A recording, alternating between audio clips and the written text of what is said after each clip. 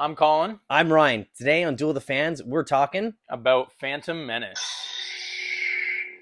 So, the other day, we sat together and we watched one of my favorite movies. That is The Phantom Menace. Yes, 1999's episode And 1. we briefly talked after that. You said you've kind of had an opinion change on how amazing that movie is. So it's funny, Colin. I probably haven't seen that movie start to finish with my attention on nothing but the movie in a long time. So Really? I've seen it recently in the last few years, but it's playing in the background. It's just running. The other night we sat down like a movie, we were in the theater room, phones off, and I was focused on episode 1 for 2 hours and 16 minutes, and I really enjoyed it. Yeah. I know, it's like We had the big screen, the sound cranked, and just right 100% attention focused on that screen. We're gonna get into it, but I think the big things with this movie are the design of everything is phenomenal. The sound design. I forget the gentleman. So John Williams did the score for this, but I believe it was Ben Burtz who was responsible for sound design. And then Have you seen the documentary thing he did on making the sounds of Star Wars? No. It's amazing. It's amazing. That he goes through all the different sounds, like where the lightsaber came from, how he made it, how I've seen clips of the lightsabers. I've seen clips of that. The blaster shots, the ship sounds, the pod race, everything. It's an amazing little documentary. We'll have to do a watch on it. I would absolutely love to do a deep dive behind this. And then I think it was Trisha Biggar was responsible for the costumes, and I'd read that her team built 1,000 costumes for this movie. Wow. So watching this on a big screen with good audio, you got to appreciate the sets, the props, the costumes, everything that went behind it. And then the sound is absolutely unbelievable. Yeah. The pod race, we'll get into it, but that back in the day was it's even still now, people complain about it. It's an unbelievable I can't believe scene. people complain about it.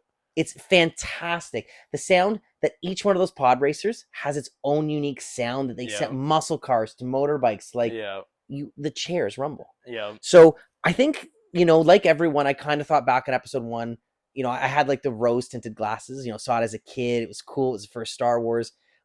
Watching it again, it's Star Wars. Star Wars are not like Citizen Kane. They're not the greatest, but it's a good Star Wars movie. It's amazing. It is. I mean, it's this clean world versus we've seen, 4, 5, and 6, where it's a dirty rebellion, they're, on planets like Tatooine and Mos Eisley, and it's dirty. We got something we'd never seen before in Star Wars. We got Naboo. Yeah. What a unbelievable biome that was. The amazing costumes of the Queen, the crazy designs of all the buildings in Naboo, the ships, amazing. The animals. Naboo felt like it. Jar Jar. yeah, we'll get into that. But it felt like it was iconic. So Naboo, everything with it fit in. It felt like it was a real world. The depth to you had the Gungans, Gungan City. You had the forested area. Then you had that metropolis, the towers, the cityscapes, the streets. Amazing. Theed, so cool. But then you go to something like Coruscant, and it's a completely different world. Yeah. And that's the first time we'd seen that. We do go back to Tatooine, but Tatooine from episode 1 feels way different than Tatooine that we've seen in Book of Boba Fett and everything recent. Yeah. That was something we talked about when we saw it. The state of the sets and all that stuff, that felt cool. That felt unique. Yeah. Everything was special to it. I enjoy the heck out of that movie. Things that I used to, people would rip on, the politics. Man, Star Wars has always been political. Yeah. So you're talking about a trade federation. It's just the background for the story. Yeah. So let's talk about it some more. How did you feel when you first saw it, and how did you feel it after this last rewatch? So when I first saw it, it would have been at a time I was so young I can't remember it. So it was the first conscious time I would remember that would probably just be Darth Maul. Just that, right? That alone, at the end when that door opens and Obi-Wan and Qui-Gon are we'll handle this, and they step up, and everyone else is whoa, and leaves, and door opens, Darth Maul, hood up, takes the hood off, takes his cloak off, pulls out his double-bladed lightsaber, and that's the first time we see the double-bladed lightsaber. Yep.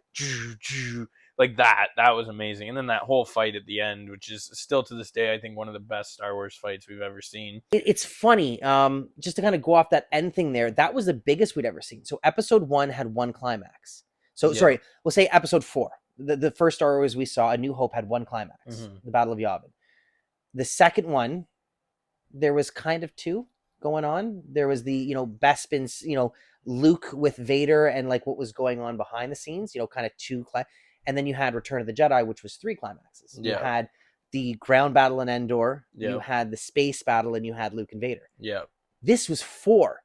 This was the Gungans versus the droids, the palace assault, the starfight, and these Jedi fighting Sith. I never looked at it like that. They were trying to like one up it each time to be like, okay, we got to add more to it.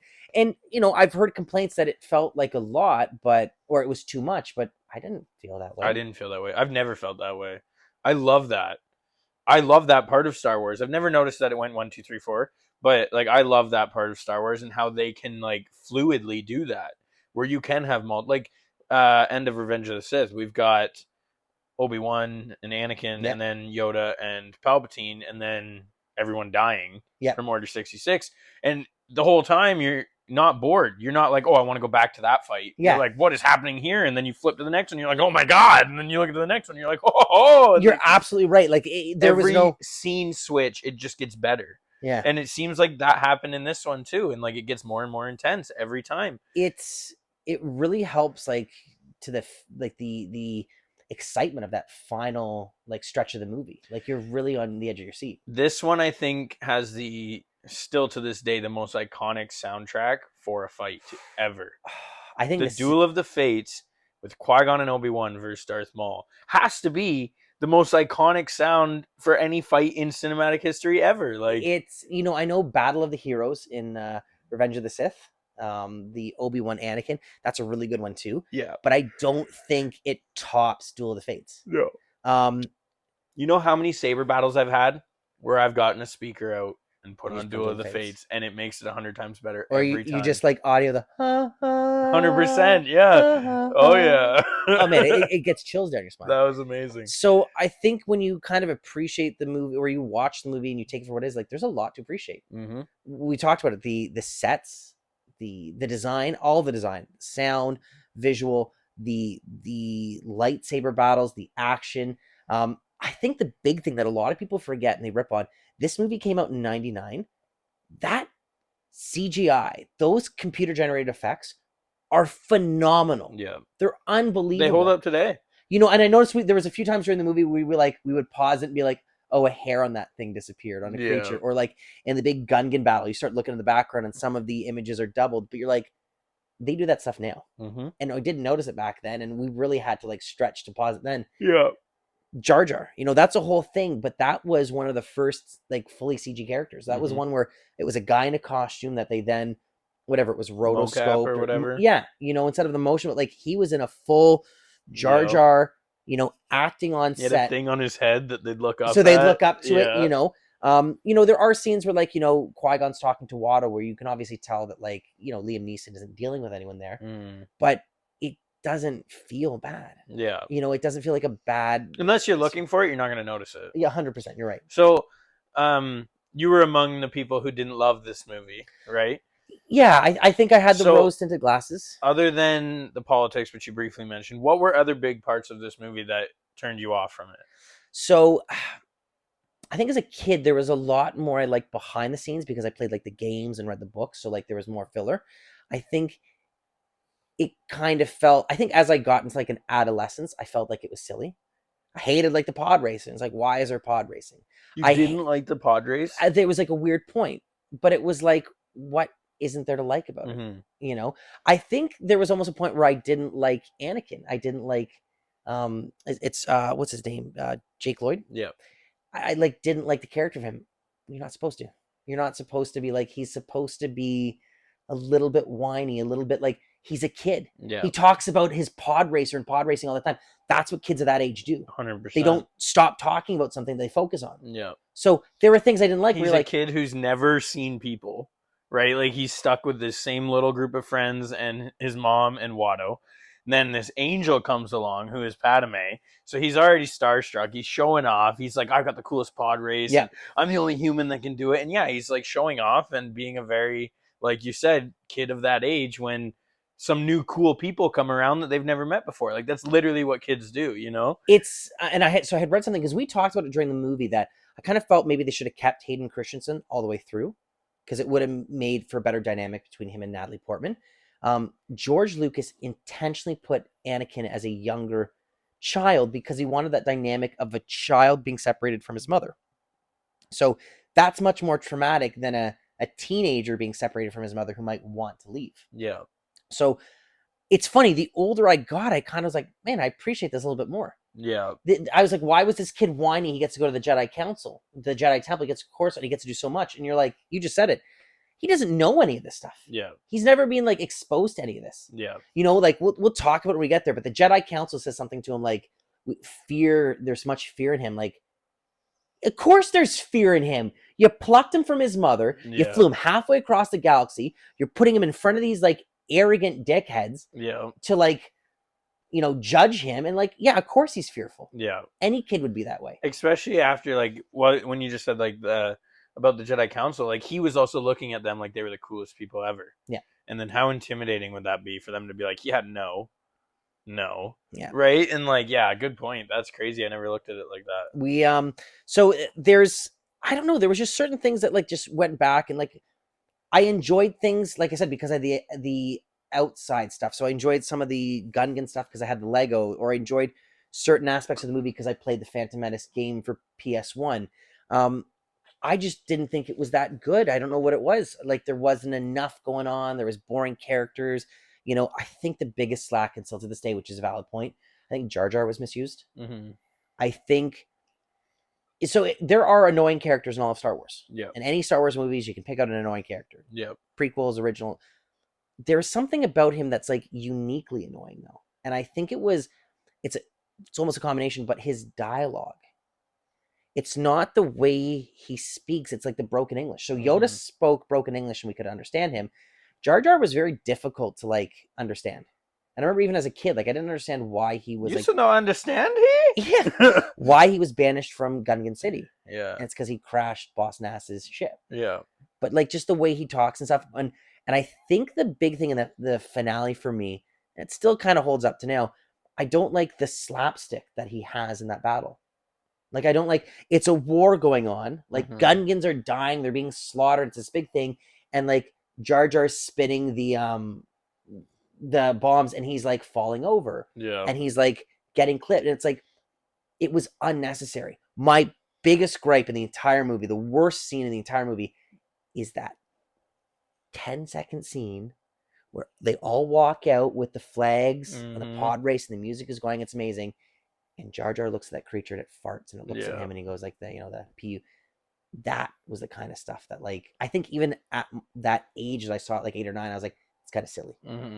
You know? It was, so yeah, I found points when we were watching it tonight. I found Jar Jar funnier than I've ever found him. Don't know why that was, like especially at the beginning. When they first interact with him and he's just a bumbling idiot. But then yeah, as the movie goes on, he just gets more and more annoying. That scene, it never bugged me as much as it did the other night. Because like I said, we had all the music going. I was so into it. Yeah. I was 100% into it. And then all the music just stops. And we hear this stupid animal fart. Like, why, man? Why? One of the most intense scenes before one of the coolest ship flies we see in all of Star Wars is ruined by this stupid animal that we don't know what it is farting. Totally agree. That was so totally unnecessary. Because if you kept that tempo up, and I get it, like they're made for kids, but like kids can understand scale and they can understand like when something is on the line, and that killed the moment. That totally killed the moment. I think with George Lucas too, after doing the first 3 movies, 4, 5, 6, and coming out of it like the man can do no wrong, trying his foot in comedy, like clearly it wasn't for him, but like good for him for trying too. You know what I mean? Like if that makes any sense. No, 100%. So, some behind the scenes stuff for this. This was the first one that he wrote and directed himself since A New Hope. Mm-hmm. And A New Hope was notorious for having issues that his wife saved the movie on the cutting room floor. Was able to cut things together, was able to eliminate scenes, things that didn't make sense. You said it, that he was kind of like this god, and it was like he could do no wrong. Yeah. And I haven't seen the full behind the scene documentary, but there is an iconic scene, and it's a meme. We'll put it up, where it's during the last battle, and like George is watching it, and he's like, I think I've gone too far. Mm-hmm. And I feel like there wasn't someone there to like rein him in. Mm-hmm. So originally he had asked Steven Spielberg to direct it. Interesting. Which would have been like unbelievable. A Spielberg directed Star Wars like that. Like, oh, come on. Yeah, 100%. And then I'd also read that Ron Howard was asked to direct it and turned it down because he thought it was too big for him. Mm-hmm. Funny enough, Ron Howard did the reshoots for Solo. Really? So kind of like a small world there. But I think he made a good point that he needed some more help. He needed a little bit of, it's amazing, and he's a genius for all this stuff. Like, praise be George. Yeah. But you need sometimes maybe like a pushback, a second opinion. Yeah. His ego must have been through the roof. Oh yeah, through the roof. And how could it not? I mean, exactly. You created a series, and at that point, the extended universe, the book, it was so successful. It was huge. Everyone knew what Star Wars was. Yeah. Everyone knew what an R2 or a Luke Skywalker was. Man. A Chewbacca. So the dialogue, you can tell, is rough in this movie. There are some scenes where, like, you listen to these characters and you're like, they're not speaking like humans. They're speaking like the dialogue. And I know the later ones have, like, I don't like the sand, and that's the iconic stuff. But there was a few things even with, like, Qui-Gon in this, and, like, his communications between, like, the whole Jedi Council thing. So he, like, shames Obi-Wan. Mm-hmm. You're not ready, none of this stuff. And then goes when right... When did he do that? So right when he's, when they're going to talk to the council about Anakin, mm-hmm. He's like, I think Obi-Wan has doubts or whatever, and he's like, no, like, you're not right. You need to train longer. You need to listen to the living force. And the next scene, he goes to the council. He's like, no, I'll train Anakin. I know that you said we can't train him. Yeah, I'll train him. Obi-Wan's ready for the trials. Yeah, you know what I mean. And it's like, the scene before, Obi-Wan was saying, what the council's saying, and you were disagreeing, but now you are agreeing. It was kind of like some back and forth. But I thought Qui-Gon was like some of the best dialogue in this movie. Like, he's, at least the way he carried that character, Liam Neeson, like, it was so stoic and precise, and he knew what he wanted, he knew what he was going to do, he knew who he was, and he had a path, and no one was getting in his way. Yeah. Right? And, like, I really liked that about Qui-Gon, and he just felt like a really good, well put together character. And I thought some of his dialogue was like some of the strongest. Like, I think, I do agree that, like, I that was a bad example maybe because of one particular point, but he did carry a lot of that in his interactions with so many iconic lines. Like, to this day, I don't even know if it was Qui-Gon that said it first, but, like, there's always a bigger fish. Like, you hear that everywhere. Yeah. Like, you don't even need to be a Star Wars fan. Like, that's just a line now. You know what I mean? Like, and it's funny because I will give you that. Yeah, like, that line is iconic, but then he'll say stuff like, at the very beginning of the movie, Obi-Wan says, I have a bad feeling about this. And Qui-Gon's like, well, I don't sense anything. Does he? Yeah, he's like, I forget what the exact word is, but he's like, I don't sense something, or I don't, like, nothing's wrong. And it's like, really? Interesting. I missed that. So part of me goes to, I think, a big, we'll break down the movie, like, scene by, not scene by scene, but we'll go through it. We'll talk about the big points now. The Jedi Council is a big one for me. Mm-hmm. So as a kid, it was really cool seeing all these Jedi. I think the room itself is cool. We've talked about the design that, like, every Jedi has a chair built for them. Yeah. But I think the big thing that this movie kind of stresses, and I love Star Wars and I love the Jedi, but that the Jedi this time were faltered. They were in the wrong. They were arrogant. They were weak. Essentially it takes two Jedi, a master and his apprentice, to kill a Sith apprentice. You know what I mean? And they both barely, like, one makes it out alive. Yeah. So to me, it was like the Jedi at this point have just become this, like, self-righteous. They're kind of like the world police for the rich. So the movie starts off, it's a trade federation. There's some stuff going on. Let's send the secret police to go deal with it. Mm-hmm. You know what I mean? Well, there's slaves on Tatooine. Why aren't the Jedi Council doing things? It's Outer Rim. So that's what I mean. So it's just like, it's the secret police for the wealthy. Yeah. They're trying to keep this image up. Their temple is on Coruscant. Mm-hmm. It's not on Jeddah, or it's not on Tython. It's on the capital city. Yeah. So to me, it kind of shows you that they've become this. They're losing their way, and the whole thing with Anakin is amazing because it's like, they test the kid and like, what is it? A starship, a speeder. He's everything. It's very clear he's powerful. Yeah. He passes their tests. His midichlorian count is off the wall, and they're just like, "No, we're not gonna train him." Yeah. Nah, he's why test him if you already know you're not gonna train him? You're just proving to yourself that like he should be trained. Like he could be the strongest one of you. So I see it that like, going into the later movies, he's resented the council from a very young age. Oh, they did an amazing job of portraying that. So, like you said, he looked up to these people. It's like these, the space wizards, because he knows about Jedi. Yep. He sees Qui-Gon and the saber. Then he goes to see them, and they're all like, "Wow, you're strong, but we're not going to train you." Not only does he know about Jedi, I think I don't know if we've talked about this, but the Force for me, like Anakin, to me, is the chosen one. So the Force is very in tuned with Anakin, and the Force has been speaking with Anakin since he was born. The Force is Anakin's father, for damn sakes. You know what I mean? Yeah. Like, so no wonder Anakin wanted to be a Jedi and looked up to the Jedi so much. Like, it was his duty. It was his fulfillment. The Jedi are everything to Anakin at this point. And then he gets to go in the starship with 2 Jedi and go to the Jedi Council, meet all of the Jedi. Like, this is the dream, right? And then, no, we don't want to train him. Like you said, instant, well, what the hell? And then Qui-Gon being like, oh, well, I'm going to train him. Qui-Gon dies. Yeah. So now you're like stranded here with a bunch of people that don't like you and don't want you. And Obi-Wan's like, I'll take him on because promises Qui-Gon he'll take him on. So then Obi-Wan, who we know doesn't like Anakin at this point. Oh, it's very clear, yeah. Like, but I don't know if Anakin knew that. You know what I mean? Like Anakin never, or Obi-Wan never said to Anakin, like, I don't like you. Or, right? He was being nice to him. But he definitely didn't feel the love from Obi-Wan like he did Qui-Gon. So now he's stranded here with these people that don't want him, don't like him.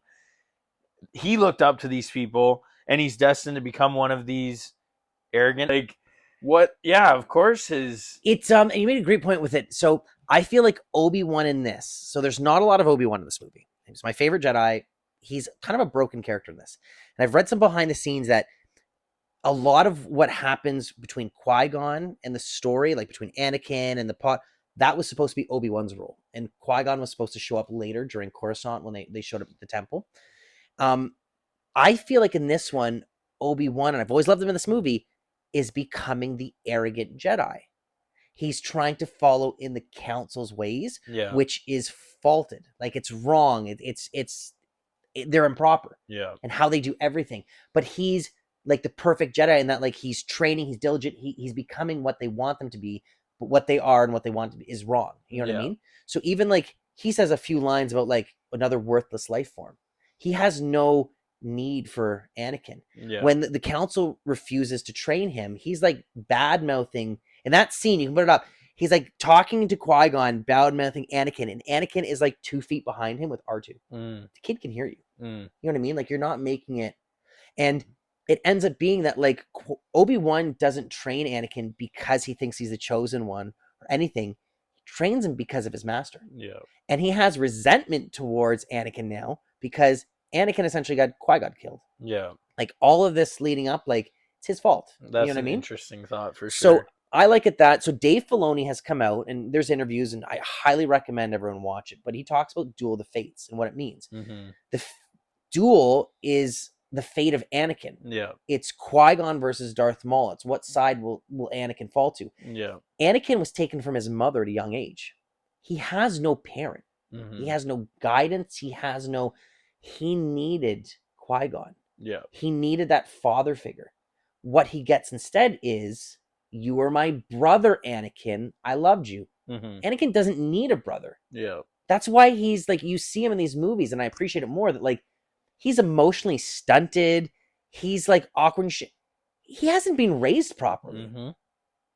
So he was taken from his mother at a young age. His surrogate father was killed, and he was raised by a surrogate brother who didn't want him. And they grew together, but there's always some animosity. Oh, Anakin, you're going to be the death. Yeah. All those lines, like, I know they're foreshadowing him actually being the death, but you kind of get this feeling that. But for Star Wars, it's not just foreshadowing. Yeah. It's so much more than that. And yeah, he is like a little resentful towards Anakin and his ways and how he doesn't listen. But I think what you just said there about how he wasn't raised right proves all the haters wrong about why Hayden Christensen did a perfect job. I even have these great thoughts about later. It's like, what happens if Qui-Gon hadn't died? Oh, there's a lot of what ifs in this movie I want to talk about. But what happens if Qui-Gon had raised Anakin? So does Qui-Gon kill Darth Maul? So he defeats Darth Maul. And then, so there's two ways we can go with this. Qui-Gon continues to stay with the Council and raise Anakin. Or Qui-Gon goes off with Anakin.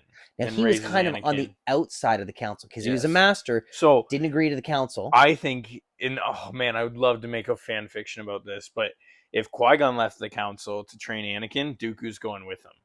And I think that the three of them together, or the two of them training Anakin, like the three of them together, dude, woo! Man, that would be a crazy he'd be the best trio. Well, he's already a great duelist, but he'd be the ultimate best duelist. Yep. He'd be trained by Dooku from a young age. Yep. He would be the most connected to the Force. Yep. Because Qui-Gon's so much about just being one with the Force. The living Force, too. Yep. Yeah, that's the big thing. And Dooku's all about flashy, arrogant, and the best duelist, right? So, like, he would have everything Anakin wants. He wants to be flashy, right? That's Anakin. Yeah. He wants to be number one. He wants to be top dog. He wants to be the best. So he's got fucking Dooku for that, to show him how to duel. He's got Qui-Gon to show him how to use the Force. Like, he would be... I think that would be the chosen one prophecy right there. You could say, I don't think Qui-Gon would have like fallen to the dark side. Maybe Dooku wouldn't have, because Dooku fell because Qui-Gon died. But we could have had that like more dark. I was just gonna say the Dark Jedi, so you could have like how Balin and Shin Hati. You know what I mean? Like they operate in this kind But of. But if Dooku could be that like darker influence, and Palpatine could, or Qui-Gon could be the lighter influence, and together they could raise like the perfect chosen one. Because to me, Anakin's not supposed to be good. He's not supposed to be bad. That's fair. He's supposed to be the center. He's supposed to be balanced. He's supposed to be able to wipe any Sith or any Jedi. Like, he is the one. We'll talk about this more. So to you, balance of the Force is this and that, and they make the middle, right? Yeah. It's not like good. There's bad out there, so the good has to come out to balance, or there's good out there, so the bad has to come out. You're saying that Anakin is both sides, right? Yeah. And that's what we see in these movies. Yeah. Another what if. So, okay, what happens if Obi-Wan had died? What happens if Qui-Gon gets stabbed, Obi-Wan comes through the door, and he's defeated? Mm-hmm. Nothing happens with Anakin. No, Darth Maul would take Anakin. Would he, though? I'm pretty sure. Because Maul didn't know about Anakin at the time. Like, he almost ran down Anakin on Tatooine. There was no interest for him. Good point. Sidious isn't aware of him at this point because, it's... Well, Sidious is aware. But at the end, it was like, we'll be watching your... Do you believe in the theory that Sidious and Palpatine created Anakin when they were messing around with the Force, trying to manipulate that's life? The whole thing, yeah, that he manipulated life? Because to me, I'm like, they might have not have known Anakin, but they known that they did something. They did something out there. And I just take it that, like, the Council wouldn't have trained him. They would have sent him back from Tatooine to be a slave. And then, like, a lot of stuff happens on Tatooine, but, like, we wouldn't have had anything past that. Palpatine would have found him. In my belief, Palpatine would have... I think Palpatine... Okay, so the rule of two. Earlier you talked about how weak the Jedi felt. I think the rule of two is a very powerful dynamic. Okay. Do you know how the rule of two works? So... always a master, always an apprentice. Yeah. But the thing with the rule of two that always blows my mind, the apprentice always kills the master. Yeah. But that's because the apprentice has to become better than the master. So why would you ever want to take on an apprentice as a Because Sith? Your whole thing is to progress and make the Sith better, right? So Bane created the rule of two way back when, and saying, we can't do this army thing because we're all too arrogant. We keep killing each other. Yeah. So we're losing the fight because we're too arrogant. So Bane killed everybody, took on his own apprentice, and he trained her to be like, you are not... It was like Talon, wasn't it? Xana. Yeah. Xana. So he took on Xana, and he trained her and said, like, you're not going to go anywhere unless you get good enough to defeat me. So then at the end of the book, we're led on to believe that Bane's essence lives on in Xana. Okay. But it's kind of like up to yourself to determine like how you take it. But you can either take it, Xana defeated Bane and Bane died, or you can take it that Bane like transferred his life into Xana and his power. It's not unheard of. I mean, what was Sidious trying to do at the end? And like Xana says a line at the end of the book that Bane used to say, or does something that Bane used to do. Okay. So that's why you're alluded to believe that. But so every time the apprentice kills the master, the apprentice has surpassed the master in power level. I like that. So the knowledge and strength has grown. So every generation, the Sith gets stronger. So a Sith assassin should be able to take out any average Jedi. So Darth Maul should have killed Obi-Wan. Like in my books, the only reason Obi-Wan won was because he tapped into the dark side a little bit. Qui-Gon died and he got mad. You can't say he didn't get mad. He was like, "Ah!" and then jumped out faster than he's ever gone. And like, you know what I mean? Like that wasn't Obi-Wan a minute ago. That was a different Obi-Wan. So I think he tapped into the dark side a little bit. That threw Maul off, beat Maul. That's why Maul lost. But Maul also lost because he was arrogant. Maul could have killed Kenobi. That's where I took it from. I took it from that when Obi-Wan comes out of that, he's breathing, he's swinging, and like they start running out. I take it that he tapped into the dark side, or he was, he let anger take control. But that's what led him to defeat, essentially, because Maul beat him. Yeah. He falls, he catches himself. Maul sends a saber down. His saber's your life, and Maul becomes arrogant. Yeah. He could finish him right there. Yeah. But he's playing with him at this point.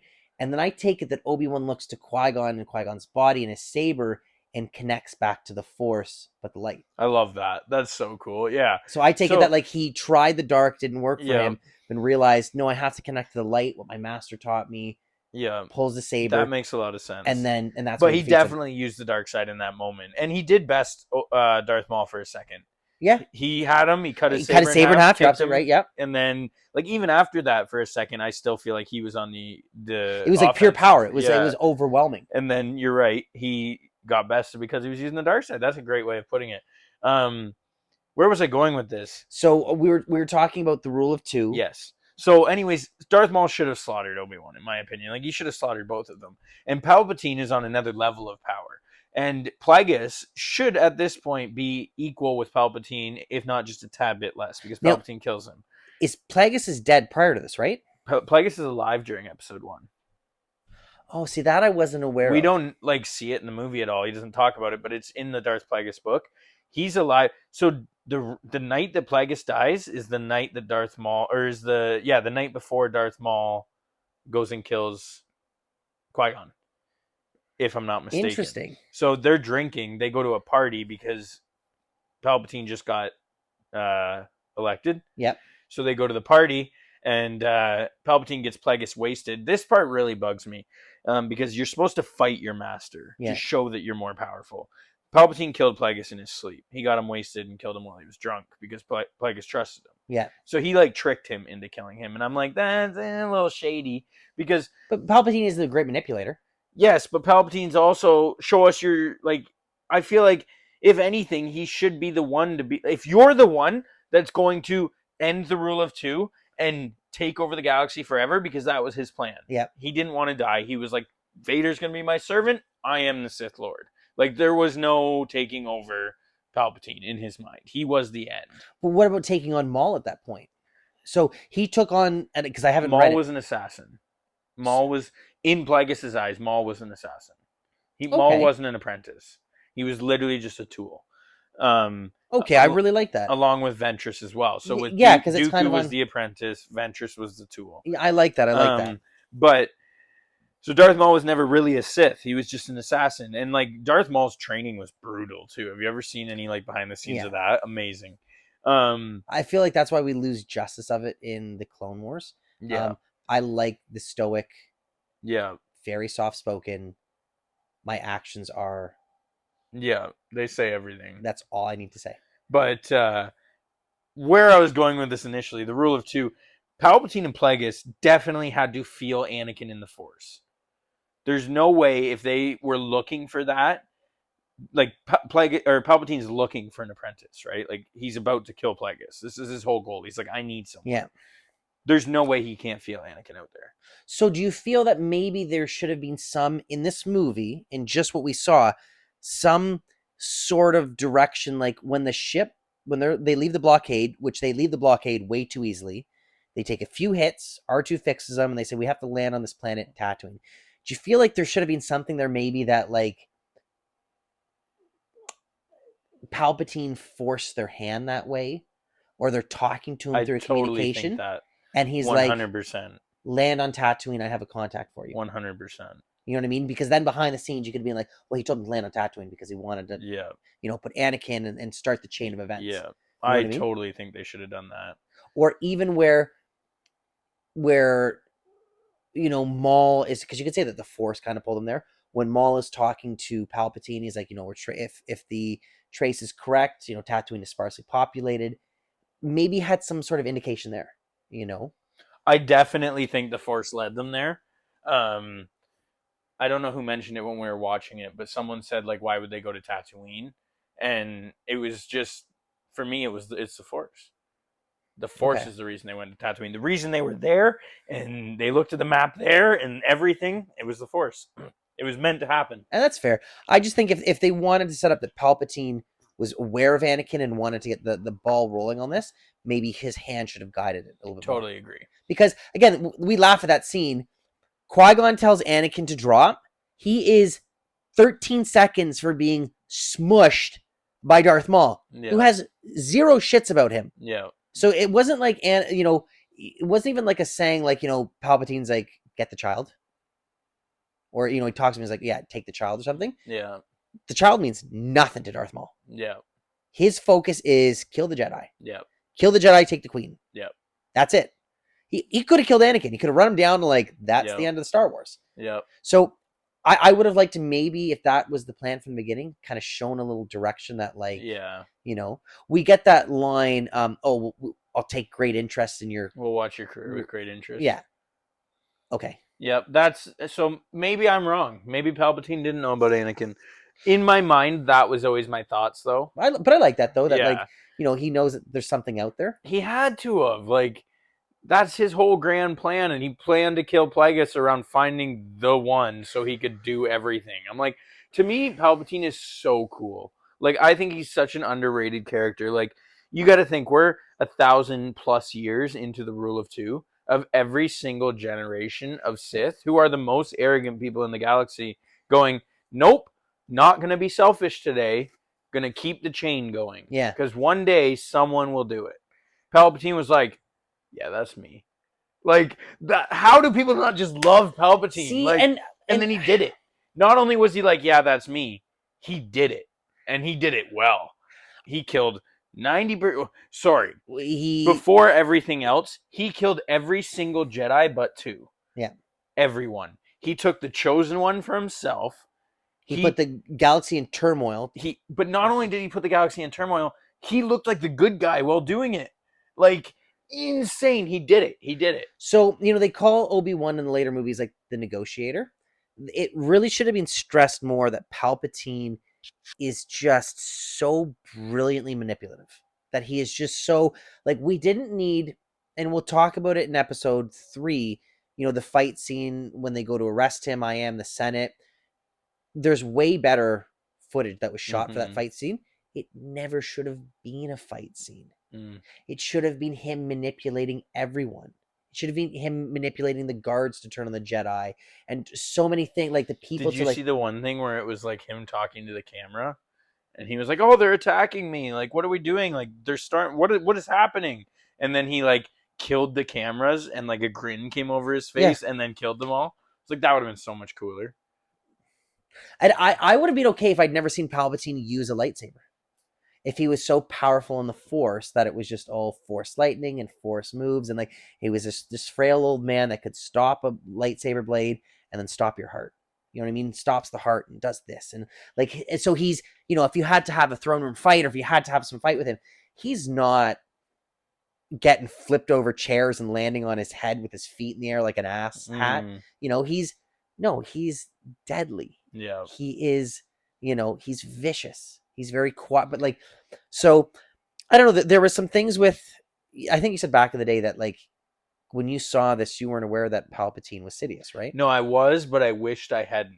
Okay. So the whole thing was like, I wish all these movies came out now.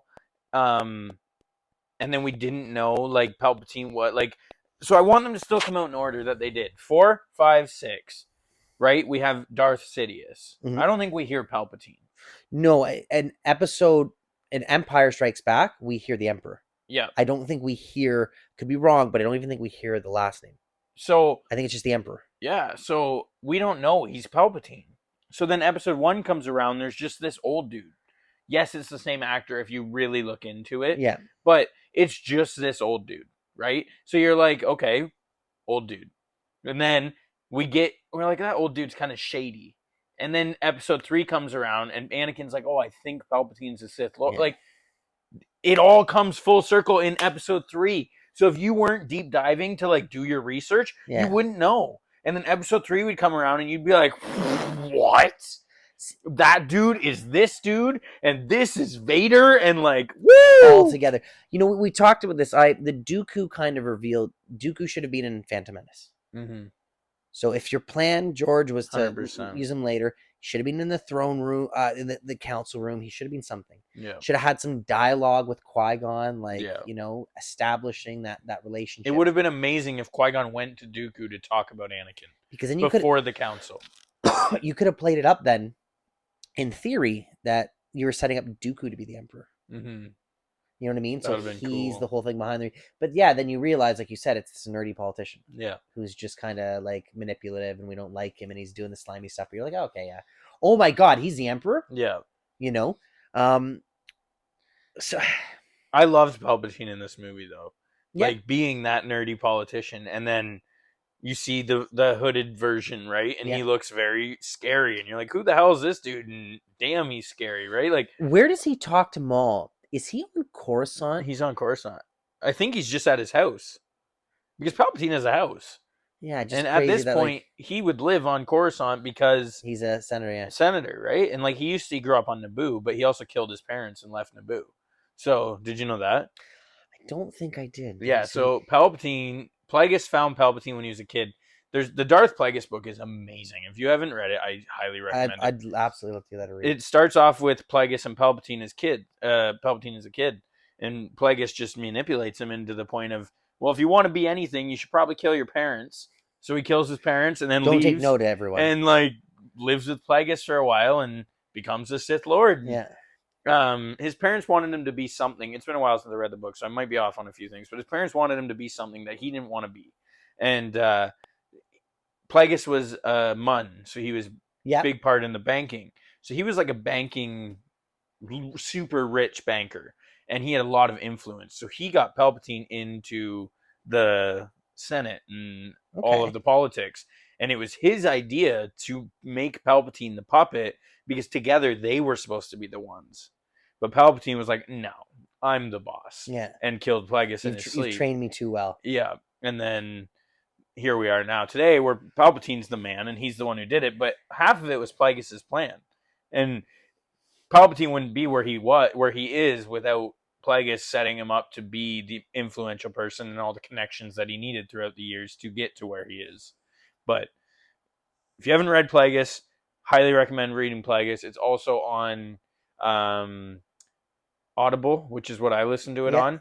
And like the voice actors are amazing. Great audiobooks. So maybe we'll do a review sometime. I'll give it a read or a listen and we'll do a deep dive into that. Plagueis is a great character too. So it's tough because episode 1, there's so much they were introducing. Yeah. So this was all new Star Wars. So episodes 4, 5, and 6 all had elements that tied them together. And we went from the desert planet to the winter planet to the jungle planet. But it all kind of, it felt like the same. The equipment, the people, the aliens. Then we get to Phantom Menace. And it is a different world. Yeah. It's like this cleaner, more sophisticated, a bygone era, a better time. It was so unique. So many creatures that were introduced. So many, we talk about the props and stuff. Some of the blasters, amazing. The costumes, unbelievable. So it was like, Pepsi Blue or the new Pepsi or whatever. Like that was this. It was an attempt at something different. That's why I really appreciate it now watching it. It wasn't more of where I feel, kind of the sequel series is more of the same lines. Like the junk planet, Rey being the junker, feels like you're kind of back on Tatooine and stuff.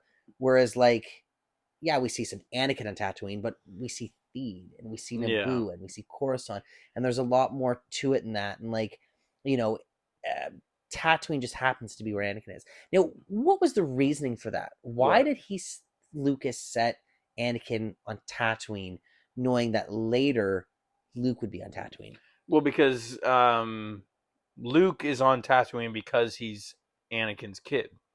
Luke's on Tatooine with Uncle Owen and Aunt Beru because Owen is Cleet's kid.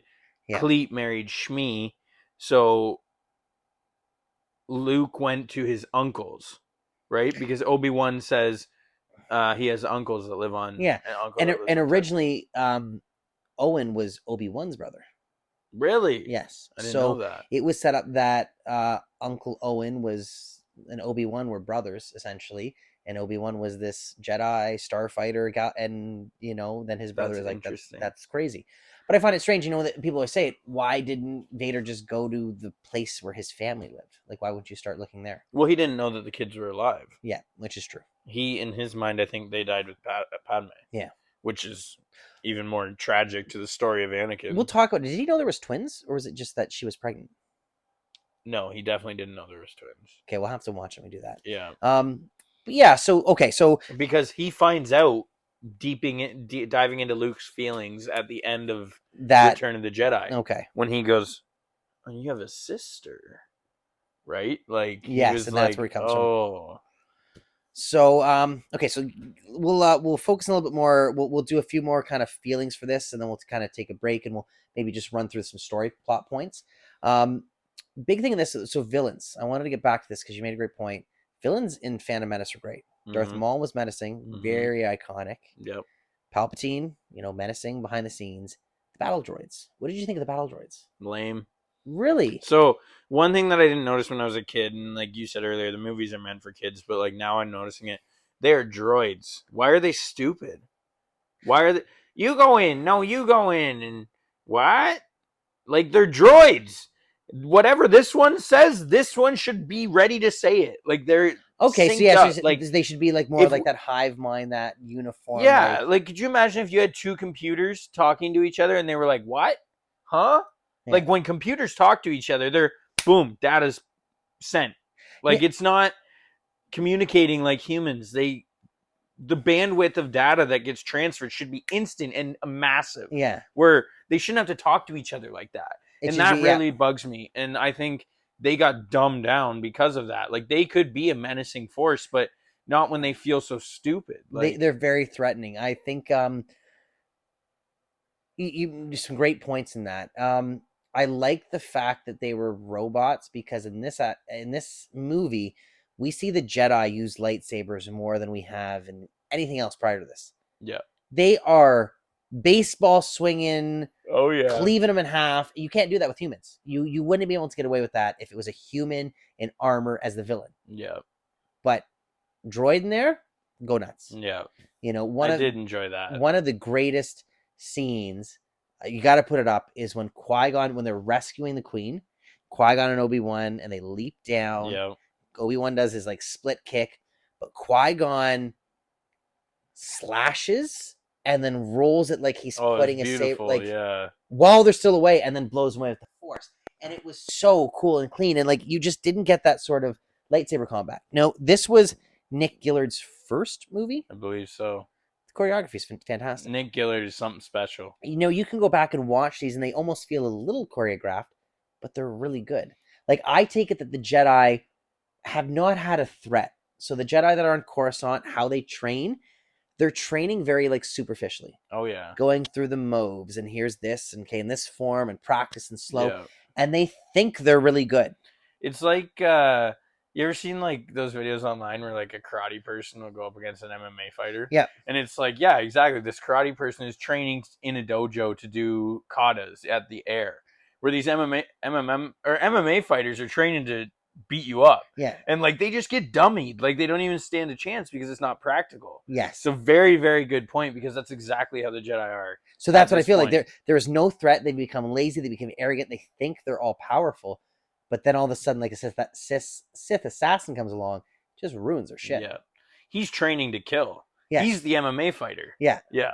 So that I kind of appreciated because it showed you that like they can take on these battle droids. They can like, you know what I mean? These almost like static paper targets, and they're slashing them down. But all of a sudden the droidicas come in with the shields, and they're like, well, we can't handle this, run away. Yeah. Good point. You know what I mean? It wasn't like, oh, we'll fight this or all. No, it's like, no, just run away. But then in the Clone Wars, you've got Ahsoka. Well, you haven't seen it, but in the Clone Wars like movie, Ahsoka takes out 2 of them.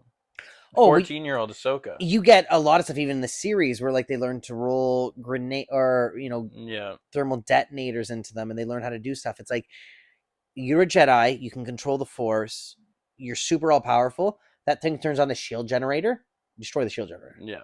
Crush this droid. Yeah. Something, pull the ceiling down. You know what I mean? But I take it that like they're just not prepared. Yeah. Oh shit, don't know what to do. Better get going. Yeah. So I kind of liked it that, they're very the choreography is grand, but it's meant to be that way. Like it's these flourishing moves, and then it starts. Well, Nick Gillard also built a style, or super he built iconic, 7 styles for people, like right there, too, right? So it wasn't just like let's put together a cool battle. It was Qui-Gon fights like this because of this, and you Obi-Wan see it fights like this, like the way that he's holding the saber and stuff. Yeah, you're absolutely right. It became very iconic because in the other movies, it was treated just like a simple, like old school Hollywood sword fight. Yeah.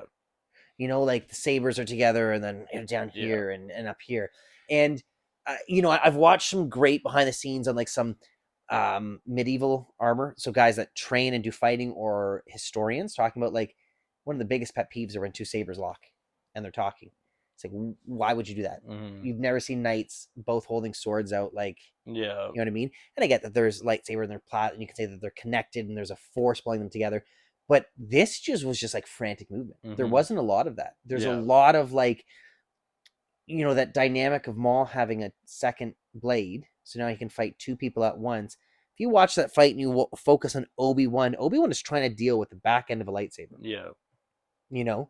He's not swinging at a dude that just has a lightsaber, focus on Qui-Gon. He's trying to not die while take this person out. Yeah. And it's probably something they've never seen before. Yeah. I did read a lot of the old Obi-Wan Qui-Gon books back in the day. Master and Apprentice? Yeah, was it Xandar? Qui-Gon's first apprentice? And yes. Dark Jedi. That's the one he fell in love with, right? No, it was a guy. It was a young guy. Oh, what was it? He had a love interest or something that she died in front of him, and she had a name, something like that. Tara, or, I don't know, something like that. Anyways, doesn't matter. But it's they've never fought 2 blades. They've never fought this. So all of a sudden, like all these techniques they have, like they don't want to die. Yeah. So one thing that I did notice, I wrote this down so many times. Man, Maul physically kicks the shit out of people. Oh yeah, dude. He is kicking people all the time. Yeah. And what's really cool is, so you watch it and like he's kicking and he's in spin kicks and he's knocking people over. Qui-Gon punches him when they're on the reactor and they're fighting. And there's backhands just socks him. Yep. And you're like, that's cool. You know what I mean? Like he's like getting to a point where like, I'm no longer fighting like this almighty Jedi that has to be like, no, I got to kill this guy. Yeah. I have to beat him. Yeah. I have to stop him from, So I kind of like that where like we'd seen Maul kicking, and Maul still does a lot of kicking, and then Qui-Gon got to the point where it's like, okay, I got to take you out. Yeah. I have to stop this. When you were talking about Obi-Wan and like the double-bladed lightsaber, have you had many lightsaber duels? Like, have you and your buddies gone out and had any lightsaber duels? And anything like that? Yeah. So have you ever fought in a double-bladed lightsaber? No. It's so scary. So like me and my buddies, we go out all the time and do this, right? And like I mainly use the double-bladed lightsaber, like that's my thing. But when they pick up a double-bladed lightsaber, like I'm instantly in fear. I'm like, it can be one of my friends that I know I'm better at lightsaber combat at, and I'm instantly like, oh man, like it's scary because that second blade comes out of nowhere and it comes so fast because you'll be dueling with this one and then all of a sudden you'll just turn and like this blade just came up out of nowhere and your saber's up here because you just blocked this and like you're getting insane. Like double blade lightsabers are so scary. So even that was an amazing point that you made where you were like, Obi-Wan's literally just trying not to die. Yeah. Like, that's so accurate. Like, you're just like, whoa. Yeah, like, okay, got to stop this, and I got to get it from getting Qui-Gon because of reaction. And then you get kicked in the face, and you're like, what's happening? Yeah. So it's, and even how he kills Qui-Gon. So huge gripe that we see in Star Wars now. They've nerfed. I hate that word, but they've nerfed lightsabers. Oh, definitely. That thing. So at the beginning of the movie, Qui-Gon is getting through like 2 or 3 levels of blast doors with a saber. Yep. It is melting like the strongest alloy steel, whatever it is. It's melting it. So when he kind of switches up when fighting Darth Maul, you can kind of see there's a scene where he's not really sure. He switches up, and Maul gets that reaction where he hits him in the head as his hands are up. Hits him in the face, stuns him, and then that back end of the saber comes into his gut really fast. So I take it that like you can say it severed his spine, whatever. Like he took a 2-inch, 1-inch, like he took a heated plasma through the stomach. Yeah, that liquefies your insides. Yeah, you're dead. Yeah, there is no coming back from that. Yeah, when it's on the inside like that. So when we see in Kenobi Reva take 2, takes and one she's human. as a child, as like that's just on another level stupid. And the Grand Inquisitor, you could argue that maybe his species is different. So you could argue like you didn't need but to. But that's just dumb. You didn't need to do that, right? Just dumb. You needed to have her stabbed. Think about how many people were stabbed in the abdomen in that TV series alone. There's 3. Yeah. She gets it twice. More. He gets it, and it's like, how are you guys walking from this stuff? How are you not in a wheelchair? And then we've got Sabine in Ahsoka. There's got to be more. There's got to be more we're not listing. We'll put in a supercut there. It's disgusting. But it to me, like the lightsabers were so deadly. And we're going to act like Reva's more powerful than Qui-Gon if that's what we're going off of. Child Reva, Padawan Reva is more powerful. No, it doesn't make sense. And I'm not. The lightsaber is that thick. Her body is that. He put it in there and turned her organs to udon soup. Like it also bugs me too. Like in Kenobi, I feel like they played on that. I know we're getting a little off topic here, but they took the fact that Reva didn't die as a child and Vader knowing that and literally says, "Did you not think that I would not remember?" Yeah. And then does the exact same thing. Why would he not do more? Why? Like I feel like they just slapped us in the face. Do you wonder if like she stands up afterwards and it's like the scar that he gave it to her 100%. And it's right through the same hole? Yeah. And it's just like, whoa, dodged a bullet there. Yeah. So when Qui-Gon gets stabbed, you feel like he's dead. And that's why these lightsabers feel impactful in this first movie. When they're cutting droids down, they're falling apart like butter. Amazing. He's melting blast doors. Love it. Absolutely love it. Yeah. And then we kind of, I hate to say it, the Disney era, where they just seem like light poles. You know what I mean? Like it's a baseball bat. Yeah. It's a colored bat. You know what I mean? Like it just doesn't have the same oomph to it. So it's Thank you, George, for the original Star Wars. Oh, can't beat it. So we've talked a little bit, we've talked extensively about our thoughts and feelings about episode 1. Do you want to go over some of the scenes, some of the stuff that stood out to us, maybe favorite parts, stuff we didn't like, and then we'll come back to why this movie is just so amazing through and through. Maybe underrated. Yeah, 100%. Yeah, so you know what, we'll kind of go through some notes. We did touch up on a lot of stuff. But yeah, we'll just kind of go through the story sequentially and then, pick up what we want to talk about. So again, the big thing is trade wars. So this is, people say this is a very political Star Wars. Yeah. Star Wars has always been political. Definitely. I made the joke while watching it that like the trade federations felt like filthy rich Asians. Like it was such a bad stereotype. Yeah. But it was interesting to read that George Lucas based those characters on real people. Oh, did he? So Newt Gunray is based off of Newt Gingrich. I don't even know who that is. He's an American politician. Newt Gingrich, that's it. So he's based off of that. Interesting. Chancellor Valorum is based off of Bill Clinton, who was the president at the time. Really? Yeah, and I believe I had a quote in here that he saw Bill Clinton as a good man beleaguered. And that's like, now we kind of see things after the fact, not getting political, that like maybe he really wasn't a good person. Yeah. But so this whole trade war, the political thing was like, he was doing a commentary on like the failures of government and like inadequacies of, the Senate and how like this corrupt Senate, this Senate that doesn't work is not is causing more problems than anything. Yeah. And let's call on the secret police to deal with this. Instead of resolving this trade issue, whatever it is, we'll just call on the secret police to end it one-sided. Yeah. Which, in the long term, starts a war, a galactic civil war. Definitely. Well, so basically, the Trade Federation sets up a blockade outside of Naboo, right? Yeah. And is demanding a signature from the Queen. What's the signature for? So I don't think we get into it at all in episode 1, but I believe it was about a mining guild on Naboo, or a moon of Naboo. Okay. And they were trying to essentially get control of it. It was a resource that was being mined and sold. And they wanted the money out of it. So Naboo doesn't have an army. We talked about this. We talked about it during the review. They say that we don't have an army. They say a volunteer police force. Volunteer police force. That's exactly it. Security volunteers. We have no army. Yeah. And they have this amazing technology because they're so wealthy. Yeah. But they've never been seen as a threat, so they don't need the army. Exactly. And it was a perfect tactic for the Trade Federation to jump in there and be like, "Hey, we have a giant army. Give us what you want." Yeah. Yeah. The plot of the movie is amazing. I think a lot of it, went over my head as a child, but then you realize so did the original ones. It was always a plot. But when you're a kid, that's not what you're looking for. Yeah. You're looking for the flashy lightsabers, and you want the action. Exactly. So Trade Federation, Naboo blockade. The title crawl talks about 2 Jedi Knights being sent in. Yeah. Which we kind of talked about because it's funny.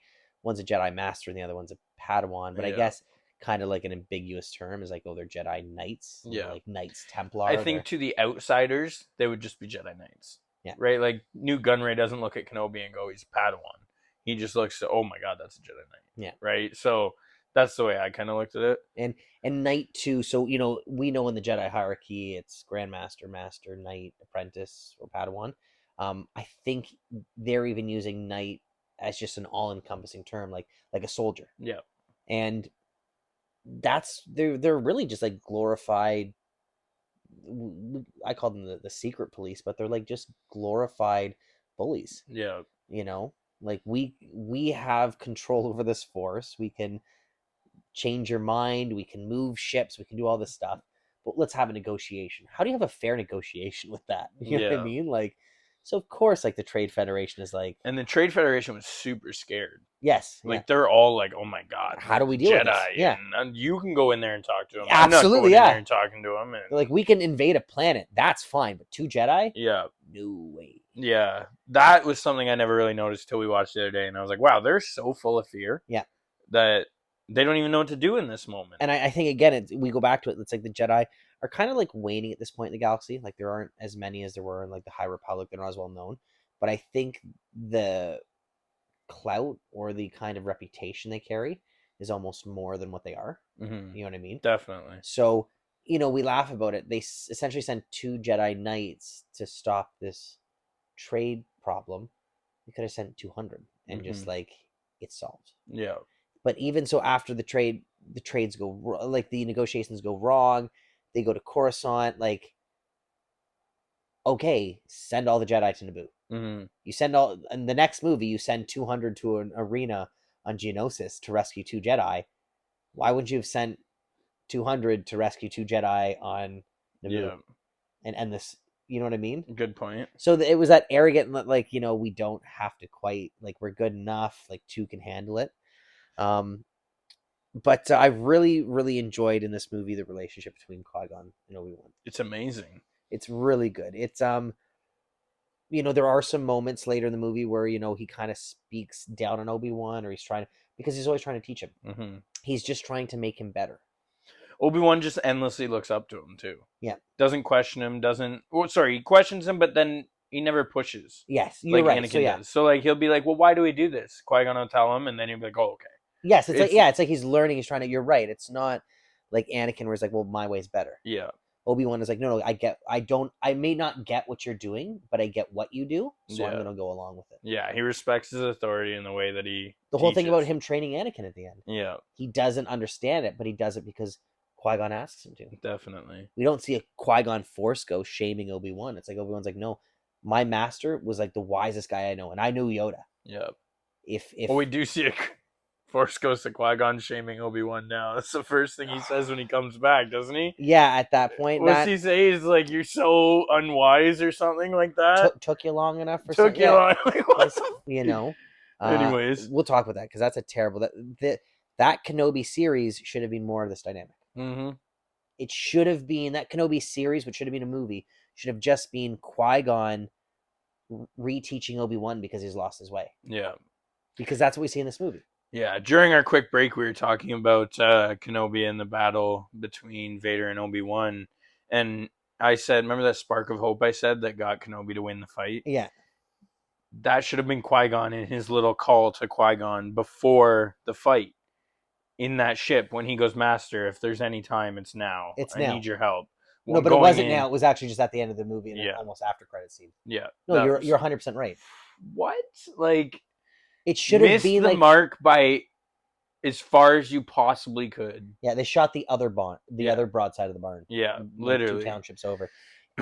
I mean, it would have been so cool. I know we're bouncing around, but that spark of hope is like his master standing beside him. Yeah, or you know what I mean? You could do a really cool callback where you know how when Obi-Wan and Maul and Qui-Gon all see each other. And Qui-Gon and Obi-Wan walk forward with their robes and toss them down and draw their sabers. Think about the Kenobi series if like Vader was just beating him up, throws him back or whatever, and he stands up and he's in that same position, but we don't realize it, and he starts to walk forward. And like as he goes to like drop his robe, you see like Qui-Gon like materialize beside him in that blue. And it's a callback right to that scene where they both throw it down. And then it's like they both get in the stance, and it's like Qui-Gon's ghost doesn't need to do anything. Giving me chills, bro. But it's Obi-Wan just the hell? And then he goes. And and you see the ghost kind of like my God. dematerialize into Obi-Wan. So you can kind of see it's like Qui-Gon fighting through him. And that could have been the argument that like, well, that's how he beat him. Yeah. Because he's so mature and he's learning and he's, like all the Sith becoming one. It's like Obi-Wan was becoming, one with. So I had a theory pop into my mind like the other day while I was just at work. I don't think Disney wants to give us what we want because they don't know how. So what was the first thing you want when Qui-Gon and Obi-Wan are sitting in a room together? Like going forward? Yes. Oh, geez. What I would want... Like, what do you want? Is just a heartfelt conversation. About? I want to say, like, you can't say everything. I want him to just be like, I miss you. Like, you were, but there's more father to me. And then kind of explain, like, I raised Anakin. Like you told me. Yeah. I failed you. Yeah. I tried my best to be you, and I wasn't you. Yeah. And Anakin became Vader. So that's what it took you not very long to get to the exact same conclusion that's it. Of exactly what I wanted. And I think that's what every Star Wars fan wants. In Ahsoka, we got Ahsoka and Anakin. There was no dialogue because they don't know how to have the dialogue. They don't know what to do with it. Ahsoka goes, what happened? And he goes, you lost a fight. That's not what the question, what happened was. To me, at least, when I heard that, I instantly got chills. I was ready to just weep. And what happened? Lost my cool. Yeah, I was ready for the explanation and be like, okay, Ahsoka, this is what you don't understand. And we talked about it. There wasn't a lot of growth or depth. It's very like shallow. They don't know what to do. And that's my theory, is they literally have no idea how to have that conversation. Is it that they're almost like, I feel like Disney does a lot of ambiguous stuff where they don't commit to something. So, I jokingly, when you ask me, what do I want to see? Okay, that's what I want to see. But what do I think I would see? I would see a joke or some brevity, like in the moment. And what did we see? A joke. The first time we see them. Well, it took you long enough. Yeah. Man, if Obi-Wan was in that instance, I'd be like, where the f*** have you been? Yeah. But like, I just fought Anakin again. I've been on Tatooine for like, where have you been? Exactly. Oh, dude, it drives me nuts. It's like one of those things where like I almost want to not think the Kenobi series is canon. I could do a 10-hour conversation of the Force Ghosts. Ahsoka, Anakin, Luke, Qui-Gon, and Obi-Wan. Just sit down and talk. 10 hours, 12 hours. The conversations would be amazing. So like one of my favorite Mandalorian episodes in season 2, I think it's 13, is the Jedi. That with Ahsoka, the introduction is great, but when Ahsoka sits down with Grogu and you get a little bit of, you get just, they give you a little something. They give you his name, survived Order 66, but it's not enough. It's not like, do you not think Luke would want to know? You know, that's the other thing. We saw Luke and Ahsoka together. They're literally the Qui-Gon and Obi-Wan. They're the Ahsoka and Anakin.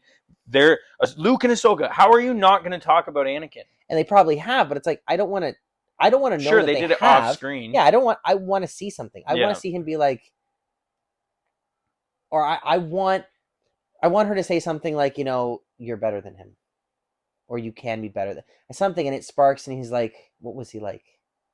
And you can have some dialogue. He was the greatest man I ever knew. Literally, she goes, you remind me of him. She said that. But what? What did he remind? And he goes,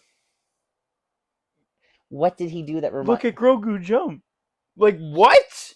Dude, you're slacking, Disney. You're slacking, and you're slacking so hard, it's making me so frustrated. It's Qui-Gon and Obi-Wan in episode 1 have such a great dynamic. I was so excited for that series, Kenobi series, to be like, it's gonna be that dynamic again. Yeah. It's gonna be an older Liam Neeson, an older Ian McGregor, but they're older in universe too, and just discussing. Mm-hmm. We'll talk about it more when we do it, but I wanted Obi-Wan to just be someone suffering from PTSD. Yeah. And I wanted to see him overcome it. And it's like he realizes that he can't overcome it himself. He connects with his master. And in turn, it kind of leads into episode 4 when he gives his life and he becomes one with the Force, because he realizes, I need to now become this for Luke. Yeah. Because Qui-Gon became this for me. Yeah. I saw the Qui-Gon ghost. He helped me, pulled me. He taught, I'm going to be that for Luke. Yeah. And that would have flowed really nice. Yeah. So, really love the dynamic of these two. I thought it was great in this movie. What do you think of the dynamic between Qui-Gon and Anakin? So, that was an interesting one. Does it not feel like Qui-Gon and Shmi should be we laughed about that during the movie, like the hand on the shoulder and stuff. Yeah, you can see that Qui-Gon isn't the standard Jedi. Like, yeah, Qui-Gon's definitely Anakin's dad. Like, not literally, but he could have very literally been his dad. Yeah. But then there's weird things. It's like Qui-Gon can do all this stuff and like doesn't take Shmi off Tatooine. You just take her, just cut down Watto. It's not the Jedi way. You could free this child's mother. Mm-hmm. But are you trying to raise the child without attachments? Because that's how all Jedi are. So like, I have to take him from his mother. That's interesting. You know what I mean? Because if I take his mother, then he's not focused on becoming a Jedi. He's That's an interesting theory. I never thought of that. But in turn, because he leaves her there, Anakin loses his mind. And do you think Anakin resents Qui-Gon at all for that? And be like, you killed my mom. I think Anakin resents the Jedi Council. I think Anakin looked up to Qui-Gon. I think Obi-Wan resents Anakin because Obi-Wan looked up to Qui-Gon. So I think it's this dynamic of, when he says it to Qui-Gon, he's like, I saw your laser sword. Only Jedi carry that weapon. So he knows something about that. Yeah. A Jedi can't die.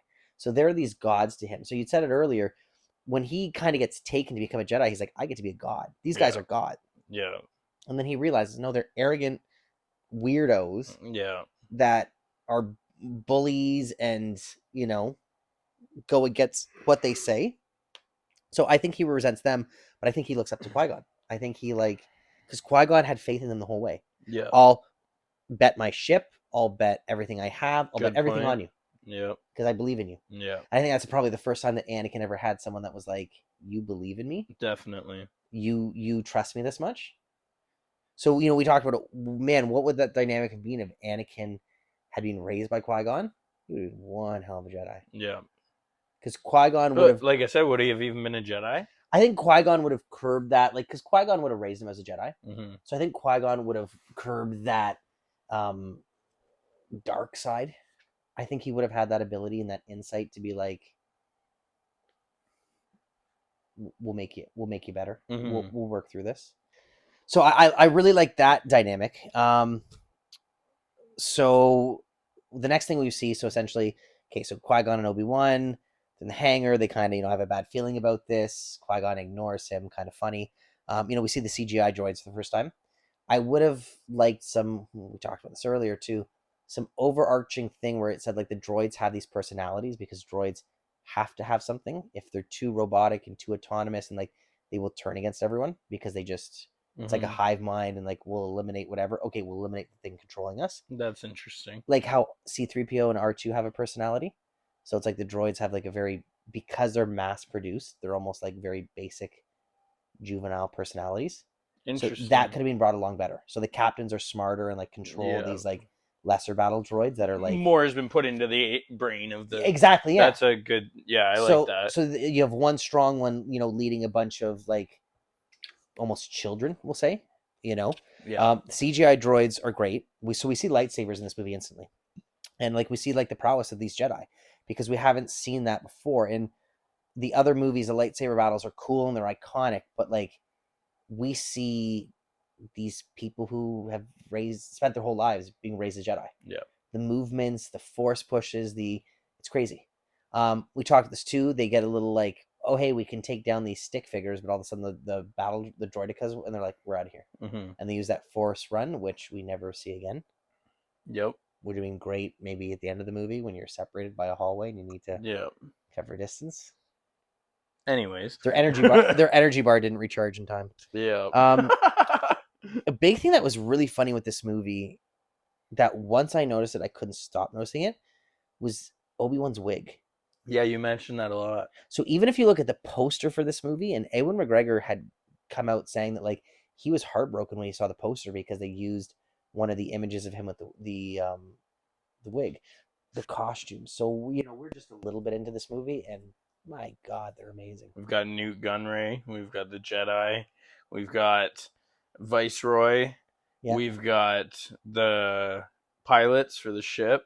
Yeah, and they all look super in depth and amazing. We get to Naboo. You had pointed out, it's funny, the cable for the Queen's. Yeah. Every single, I think it did win we'll check the Oscar for it, but like every single Queen Amidala costume should be in a museum somewhere. Yeah. Those pieces are, how you translated that from concept art to the screen that well is unbelievable. Yeah. The makeup, all they haven't done that to this day. It's spectacular. We've got kind of some concept art that we'll throw up on screen that kind of might not have been seen by everyone, but it really brings to light like how well these designs were done. Yeah. So you really get like a feel for this movie. The costumes are amazing, the setting, Naboo, the grand scale of like the CGI and the miniatures, because a lot of those are like they'll pan out from like the palace and it's a miniature. It's like, wow, I can see like the pride that went into this. We start to get clips of how unreal the soundtrack is. Oh yeah. When the droid army goes to land, that iconic, this one of the best soundtracks. Definitely. This is just phenomenal. Yeah. John Williams really puts the orchestra to use. Duel of the Fates is on a whole different level, but there are so many iconic, like the droid. It's almost like the equivalent of the Imperial March, but it's like the droid. I was just thinking that. I was like, how do I say this? But yeah, it's exactly. But that's what it is. So he did it enough where you can identify what it is, but it's its own thing. It's iconic. Loved it. You ever listen to the Star Wars soundtrack just in the background when you're working or anything? 100%. And you can see the scene. Oh, yeah. You know exactly when and where it pops up. You almost feel like there's some audios missing because you're like, oh, that creature makes that sound. Yeah, like, exactly. Oh, but that's not the song. Anakin's betrayal. Yeah. You're like, I hate you.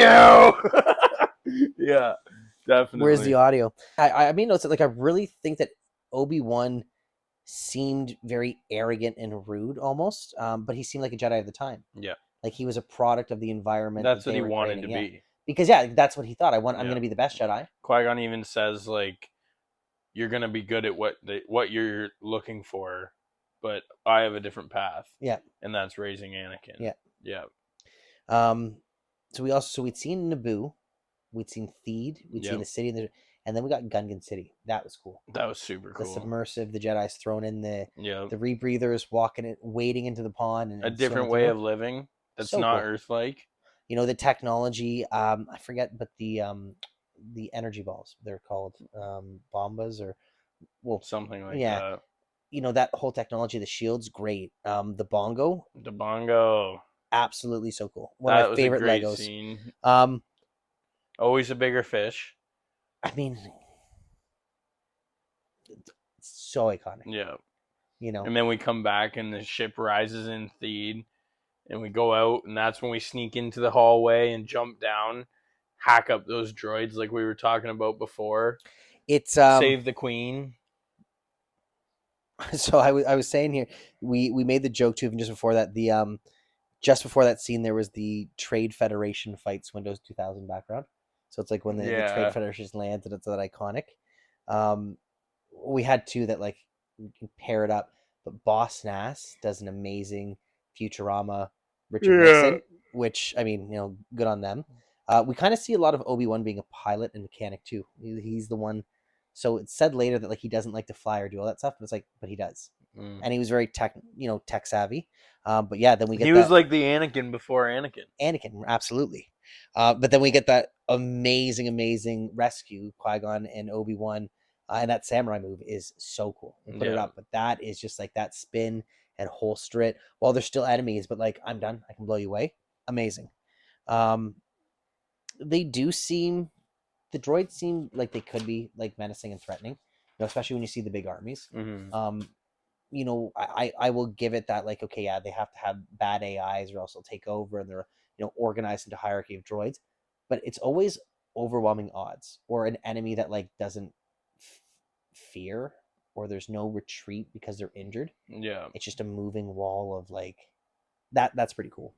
Um Iconic thing, or the ironic thing, is just like R2 is just there in this movie. I think it was a weird introduction for R2. Yeah, it wasn't very big, that's for sure. Like, so 4 droids go out onto the wing when they go to escape the blockade. 3 droids get blown away instantly. At this point, R2's not better than any other droid either. He's just A droid. lucky. Yeah. We said that. Yeah. He is pure luck. Yeah. He just goes out there. 3 get blown away. He's fine. And he happens to be on the side of the ship to plug it in. Yeah. Great.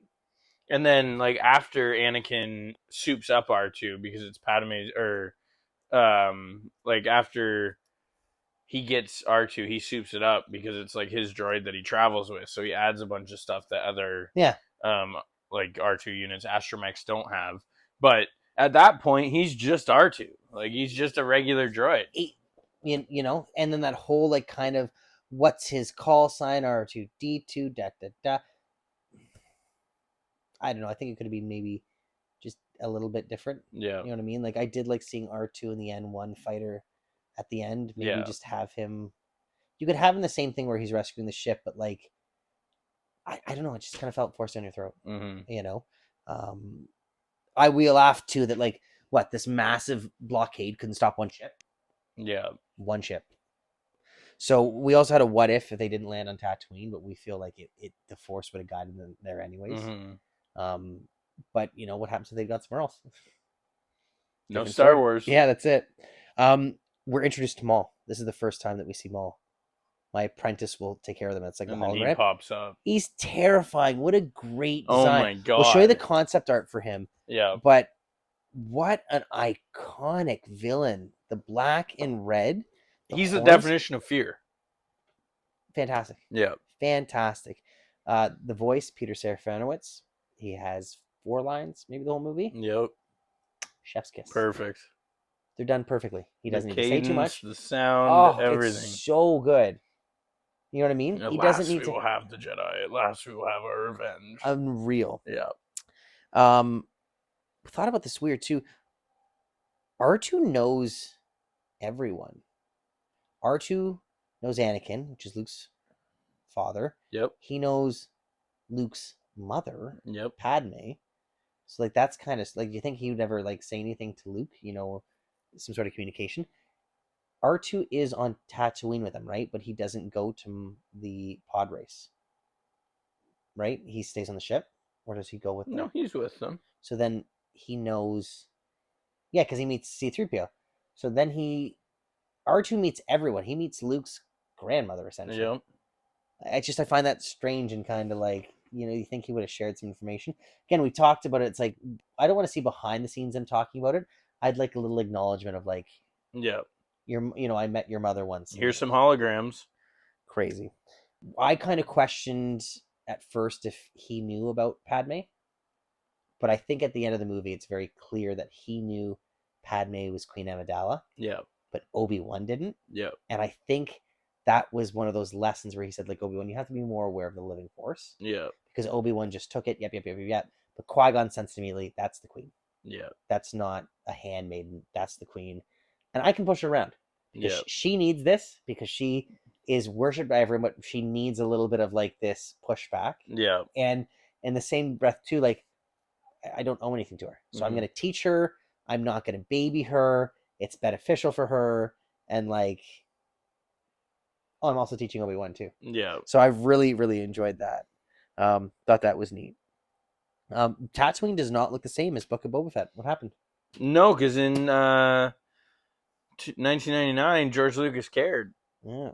It looks a lot bigger and more grand with more diversity and amazing. The Disney one has like these big. It's got wide shots and it's got set pieces, but that's it. This it's feels like always filmed in a alley.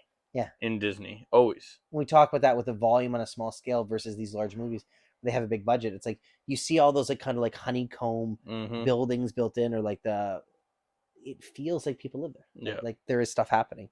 There's a lot of stereotypes in this movie, like Rabbi Watto. Yep. No, but Watto is pretty bad. I mean, even the ball chin. Oh my god, that was ridiculous. Once you see that, you cannot unsee his scrotum. Yeah. Skin. Peter Griffin on a whole nother level. In SpongeBob, when they'll like zoom in on a detailed gross thing, there'll be like a big red finger, and then it'll zoom in and it'll have like prickles in it, and it'll be all infected. That's Watto's chin. That's all you can see. It ruins it for me.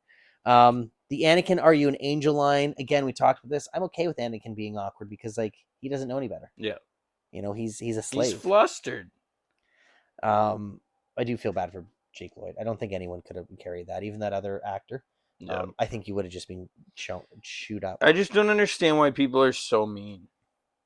Like, dude. Because it's easy to be mean? Yeah, but you have nothing better to do than, like, you can be angry about something, but don't go after people. Like what did Jake Lloyd do to you? Nothing. Like, did he, like, opening night, spit in your popcorn, slap your mom in the face, and, like, pee in your soda? Yeah. And, like, you got to think about this from a 9-year-old kid's perspective, right? That goes back to school after you're super hyped. You just got the role of Anakin. You're super, super hyped. You go back to school and everyone's like, why'd you ruin Star Wars? You're crap. You think you're Anakin Skywalker. Like, you're nothing. Like, the hate he got from the kids and then full-grown adults. I saw this thing where he was getting letters sent to his house. Death threats of him and his family. Like, this is a 9-year-old. Like, what is wrong? Full-grown people are sending death threats to his house. Like, yeah. I think he did an amazing job. Like you said, not everyone would have been happy with anybody's performance. Yeah, there would have been something to complain. I mean, the dialogue, that is a big thing that we feel like some of the dialogue is a little stilted. Maybe, it's not Luke's strongest, but like that's the character too. He's supposed to be kind of stunted and just poor guy. I laugh that like Obi-Wan uses a lot of Jedi mind tricks. Yeah. Qui-Gon does it on everyone. Yeah. Just, can I mind trick you? Can I mind trick you? Can I manipulate you? We see a lot of props that are kind of cool. The transponder that you talk to is like a razor. The wiffle ball, like scoop. Yeah. There's a bunch of like little things. There's a statue that looks like Maz Kanata. It's like a big head with like the kind of goggles. I laugh here. The Sebulba as a Doug, like that's a really cool character. Yeah. Really threatening, the voice, all that. A little bit too much Jar Jar slapstick going on there. Like you could have just had like, sucking the food and slapping. You could just trip over him or just do something. You know what I mean? Or eat something. Kind of felt like that old Trailer Park Boys scene where Bubbles is like, "You f***ing want one?" Yeah. So it goes up to one black guy. Yeah. It was great. I thought it was funny too that Anakin built a protocol droid for his mom. She's a slave. Yeah, what is a protocol droid gonna do for her? Translate? Yeah, and how does he? With everyone who speaks basic? And he's been, and they all speak Huttese too. He's been stealing parts from Watto. The second a protocol droid shows up, Watto's gonna be like, how'd you get that? Yeah. Where'd that come from? Yeah. Good point. You know, strange. And I always think it was like, was C-3PO like a kit thing where like you could buy like a protocol Build a droid? kit. Yeah, you could build a droid. You know what I mean? Anakin's not actually like mechanically inclined. He just follows instructions. He's putting things together. He's resourceful. Where does that AI come from? You know, the C-3PO. So, you know, that was again sometimes a little forced, like the interaction between him and R2, and like why am I naked? Like, what is naked for a droid? You know, it's the comedy part. The Peter Serafinowicz, the voice, is just so good. Yeah, well. The transmissions are amazing. You caught it that Shmi Skywalker was pouring nothing in that scene. Yeah, they probably filmed that so many times. I had here that the Suicide Squad. Why did Qui-Gon let a child into the pod race? Like, why did he agree to like? Yeah, I mean, I'm just worried. We're gonna let your. Well, Anakin was gonna race anyways. I just I kind of like the Qui-Gon look. So we get the Jedi clean robes and all that stuff, and then we get to Tatooine. It's like the dirty poncho and stuff, and like he knows how to blend in well. Mm-hmm. He's not wearing Jedi robes, and he's smart enough to be like, okay, I do not want to stick out. Yeah, you know what I mean. I'm gonna keep my saber hidden. I'm gonna wear this. I just look like a. I think there's a deleted scene where I don't know exactly what happens, but he does something to hide his saber. Like, I think his robe blows away or like up, and someone questions him, and he's like, "Oh no, that's not what you think it is." Or I don't know. I had to look into it, but something like that. And I was like, cool. "Oh, that's super cool." A lot of the deleted scenes in the movies, if you haven't watched them, go check them out because they are phenomenal. We do a breakdown on just those. Yeah. You know, the waterfall scene. Yeah, there's things that they could have cut from the movie. When Anakin beats up Greedo. Yeah. And what do they say? Something like you're always going to get in trouble if you shoot first or something. Or yeah. So it's like there's fun scenes that you could have put in, or scenes that kind of built the story, but you put a creature farting in. You know. Let's talk about that though. The pod race. So yeah, we've got just I was gonna say we've got essentially Cobb Vanth's new speeder. You know, yep. That's what that is. But what happens is they made a point. What happens if Anakin was raised in the Republic? What happens if he had been born on? Because Qui-Gon says that to Shmi, like, if he was born in the Republic, we would have found him. We would have fought him. Yeah. So, like, was that intentional that Sidious formulated this child or this born away from the Republic? Maybe. Out of the eye. So that's why he was born on like a backwater planet. Yeah, maybe. That was kind of that reference. Like, why wasn't he born in the Republic? Yeah. Well, because we would have found him and we would have like taken care of him. It's all part of the prophecy. Yeah. You know, the Jedi, they're peacekeepers, but not in like freeing slaves peacekeepers. They just follow the prophecy they need. The midichlorians. They're selfish. Yeah, absolutely. They're all about themselves. I love how he just like radios. I actually do love it. I'm not being sarcastic. Like the technology, like takes blood from Anakin, puts it in his radio, and like just transmits it like to Obi-Wan. He's like, "Tell me, what do you see?" The midichlorians thing. How do you feel about that? I love it. So you do love like that. There's a set reason as to why Jedi are Jedi. Yeah. So does that mean everyone has midichlorians? That's what he says. So Sabine has midichlorians. Yes. We don't know how. So to me, it's just dumb what they've done now. So yes, Sabine has midichlorians, but she should have very low midichlorians. So in theory, the thing is, though, if everyone has midichlorians and midichlorians, anyone can use the Force. No. It's just the level of skill. Now, yes, but no. Not in the way that I look at it. I'm like, you need at least 100. If we're going off easy numbers, say 100 is Force. Yeah. You can barely use it. You can slide a penny across the table. You can pull the cup to you. 1,000 is where Anakin is. Yoda is 500 or whatever, right? Like, because he says his midichlorians are way over Yoda. Yeah. It's like, Anakin is the top. They've never seen it. It's broken all the charts. They've never seen something like this. Anakin is the top. Yoda and Palpatine would be. So this is a good way to physically put like a quantitative like number to it, right? Exactly. So you're saying like, okay, we can absolutely say this is how, like, he is this much stronger because here's a number. Yeah. It's like power levels. Okay, so I'll give you that. Watto. What in the holy heck is wrong with him? So he knows that, like, Qui-Gon is using Jedi mind tricks on him, and then he's like, hey, let's play with the fate cube or fate dice. Bro, he's a Jedi. Yeah. He can move stuff.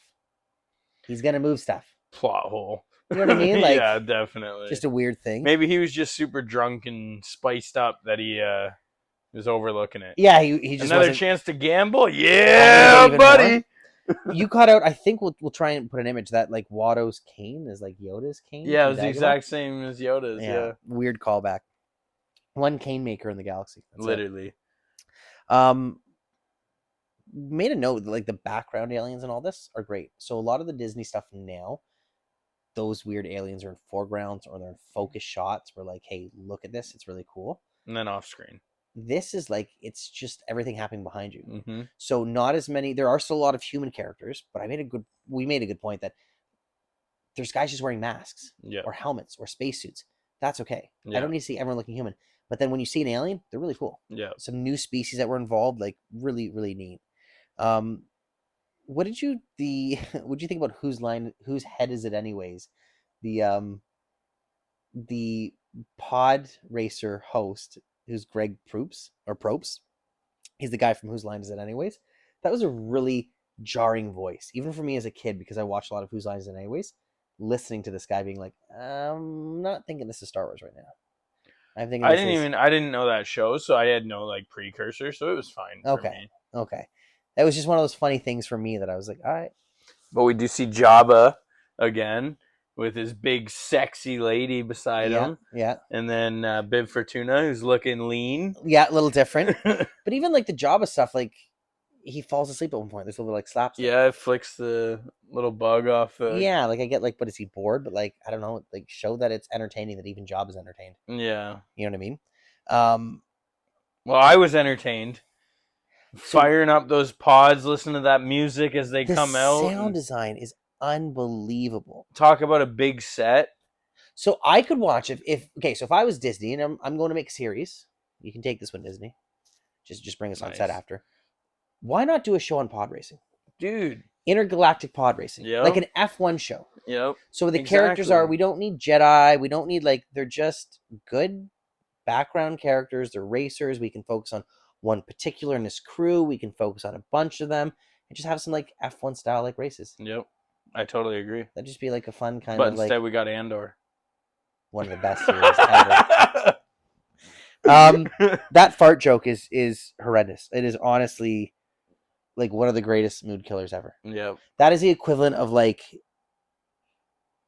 getting into bed, putting all the moves on, you're ready to do your thing, and you shit your pants. Yep. You're done. Yeah. We had such a great build up. The pod starting, the flags coming out, and this creature farts, and the Jar Jar PU, and it's like, I don't care what happens. And then we very harshly cut back to, yeah, like let's just harshly cut that right out. You know, silly. I'm kind of laughed that Sil Bobo is, like, just bullying a child. Oh yeah, it seems like a he's trying to kill a 9-year-old or something. Yeah, he's just like, he's got problems. That guy does real bad, man, real bad.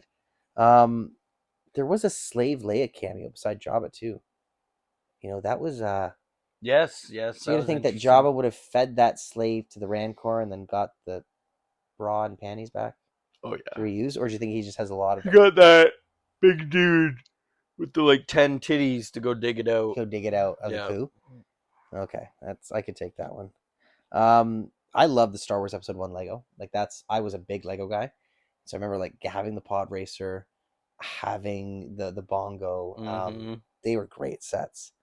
Yeah, it's even when it's funny when the race starts. So Anakin's pod doesn't go anywhere, and, like, immediately the host says, like, it's funny, we're ripping on this movie, but we love it. So, like, we're nitpicking because we enjoy it so much. There are some things that bother me, but there's some things you just laugh at. So, like, Anakin can't start his pod, and the guy's like, oh, he's never gonna catch up. He said he's hard pressed to catch up. Literally halfway through the first round, he's already caught up. He's caught up to everyone. Yep. So you could have even said in that line, that ship is fast. Yeah. Someone could have been like, we've never seen a pod so fast before. Good point. Yeah. Something like that would have just been like, okay, that makes sense. We get the Aura Sing. So the cameo for no reason at all. So is that like the chicken before the egg? Because she was just a random background character that became a bounty hunter? Good point. Or, was she a bounty hunter? I think her whole head point is just so dumb. She got a radio antenna in her head. And it's not even centered. Oh, man. Yeah. I thought that honestly the pod race was pretty intense. Like it was amazing. It was a good pacing. The audio, like listening to it on a big screen, watching on a big screen, with like the surround sound, you really pick up that like the different sounds of all the pod racers. So when the scenes are cutting to different pods, you hear them, you feel it, you feel the almost vibrations. When Saboba crashes, and it goes like you hear them, they're both because they're side by side. Yeah. Anakin pulls away, and the sound just stops for a second, and it's like, and then it's like the spin, and then just a bam, bam, bam, bam. Amazing. Like, yeah, it was phenomenal, done so perfectly, so well. Like they you can tell like obviously this was George Lucas's baby, but you can tell how much love went into this and how much development. When you give professionals and artists this level of time to work on something, this is what you get. Yep. Take note, Disney. Yep. Stop cheaping out. Just take your time. I'd rather have at this point, I know we kind of go back and forth. I'm glad that there's a lot of Star Wars, but if we went back to one movie every year, probably a really good movie. Yeah. Every other year, probably really good. Yeah. We get the pit droids that we see in Mando. They're kind of goofy and stuff. Pit droids are really, a neat little thing. We laugh. So that's Stadium. So that was built by one of the Mythbusters, Adam Savage. So they're all painted match heads. Yep. Unbelievable. Yep. Think about the logistics though. The people sitting in that watch 10 seconds of a race. Yep. That's how it is in real life though, too. Yeah. But seeing that again, seeing that crowd, seeing those people, like they're such life and character. So jumping around, Rise of Skywalker, in the final end when all the ships show up, the scale, I don't know, doesn't feel there. And like the scale of all the Star Destroyers, it felt strange. It was too much. Yeah, whereas there's a lot of people in the audience, but like they're detailed and like I really enjoyed it. The fans are kind of fucked up because they're cheering for like the death of a 9-year-old. Like when like again, this is real life though. Yeah. Like, if you think back, like this, like think about the arena in Italy. Right? Yeah, the Coliseum, that's it. And like they were just literally going there and cheering for someone to die. Like, go plunging that man in the middle of 10,000 people. Get his brains everywhere. Yeah. Oh yeah. Putting bets on it and stuff. There's you made a great point. I forgot about this. In A New Hope, Obi-Wan is like, oh, Tuskens couldn't have taken these shots. And then you see a Tusken snipe a pod race. And you're like, going like 400 kilometers an hour. So you're like half a kilometer away. George, you had this line. You wrote it. Just Yeah. have something else shoot them. Yeah. You put a Jawa in a cameo a few seconds later. You didn't need to put Tuskens shooting them if you literally just told us Tuskens can't hit the broadside of a Wampa. Yeah. So, or Bantha, sorry. I do like that we kind of get his we do get a lot of push of Anakin's skills as the pilot mechanic, because then it does go to kind of when he's flying the N1, like I kind of know what I'm doing. Yeah. It's not the same, but like Luke in A New Hope is like, oh, I used to bullseyes Wampa and my T-4. Okay, well, Anakin flew a pod. Well, sorry, Luke gets into the X-Wing and blows up the Death Star. Okay, well, Anakin was in a pod. And he could fly a ship, and R2 was helping him. So, like, it's not that, unbelievable. Obi-Wan totally rips on Anakin. Like, like, you can just I feel like we've picked up another pathetic life form. Yeah. Oh, yeah. We had the Obi-Wan magic rat tail at that point. It was kind of moving on its own. And we had something like one of the creature had like hair disappearing. Yeah. And for the time for CG, like, it's understandable. We said that like essentially nothing happens by accident either. So everything is kind of the force. Will of the Force. Will of the Force, that's it. Shmi totally maxed on Qui-Gon. Oh yeah, 100%. Totally. What if Qui-Gon and Shmi had a kid? They were macking on each other. Definitely. So after or before? Well, like Anakin. After. So like Anakin's already alive and then they have a kid? Yeah, man. Oh man, that would throw a bone in the dynamic. Would that be like the greatest like Jedi in the world? Because do we take it that Shmi has some sort of like force ability, or is it she was just a vessel? I think she was just the one that the Force fancied. Force was like, yeah. All right. So if Qui-Gon got in there, Skywalker. Shmi, I want a little bit of Shmi. Yeah. So if Qui-Gon put a little Shmi, like it wouldn't. You Yeah. don't think it'd be like Anakin 2.0 or? I don't know. I think it's an interesting theory for sure. It's something we could play into, but I think Anakin was just created from the Force. Shmi had no like influence in it. Like she was just the body. Just there, yeah. Just the unwilling person. Yeah. Who Anakin said. Could you imagine just waking up one day and being like, "Oh, I feel like crap," and getting kind of fat, and then you go to the doctor and they're like, "You're pregnant." You're like, "I've never actually." Huh? Yeah, that'd be so messed up. And they're like, "No, you're pregnant." Yeah. No, and then, well, I mean, it's got to be weird for Anakin too, because like if people find out about that, like they're gonna be picking on him. Oh, 100%. And they probably no adult would believe her and being like, "Yeah, she had a immaculate conception." So like they probably would treat her as like a liar or like a heretic, like she's, crazy old bat. So she's got no friends there. Her son leaves and he's like, "I'll come back to get you." Yeah. That was a fucking lie. Yeah. Forgot about that one, Anakin. Like, well, not really. He did want to come back the whole time, but sure did, but didn't. Obi-Wan didn't, and the council didn't let him. And then the second he got, he was like gone. Like, you know what I mean? Like he was ready, but it was too late, right? Like it was too late. So yeah, I don't know. That's you can was see it why though? he Because gets... she got what she wanted. She got what she needed. She saw Anakin in his Jedi robes. Yeah, and she saw him being better. That's fair. I think it was one of those moments where she didn't die up till that moment because she needed that. Okay. You know what I mean? She was just alive, and then she's like, I'm good. Yeah. I'm fighting. I don't need to fight anymore. I've got what I need. Okay, that's fair. So right now we're about halfway through the movie, and we get the Darth Maul versus Qui-Gon in the desert. Yes. Almost kills Anakin. Just about runs him down. Yep. 10 points. It's funny. So that moment there, me and my dad were very into Star Wars as we were kids, or as I was a kid, and he was raising me.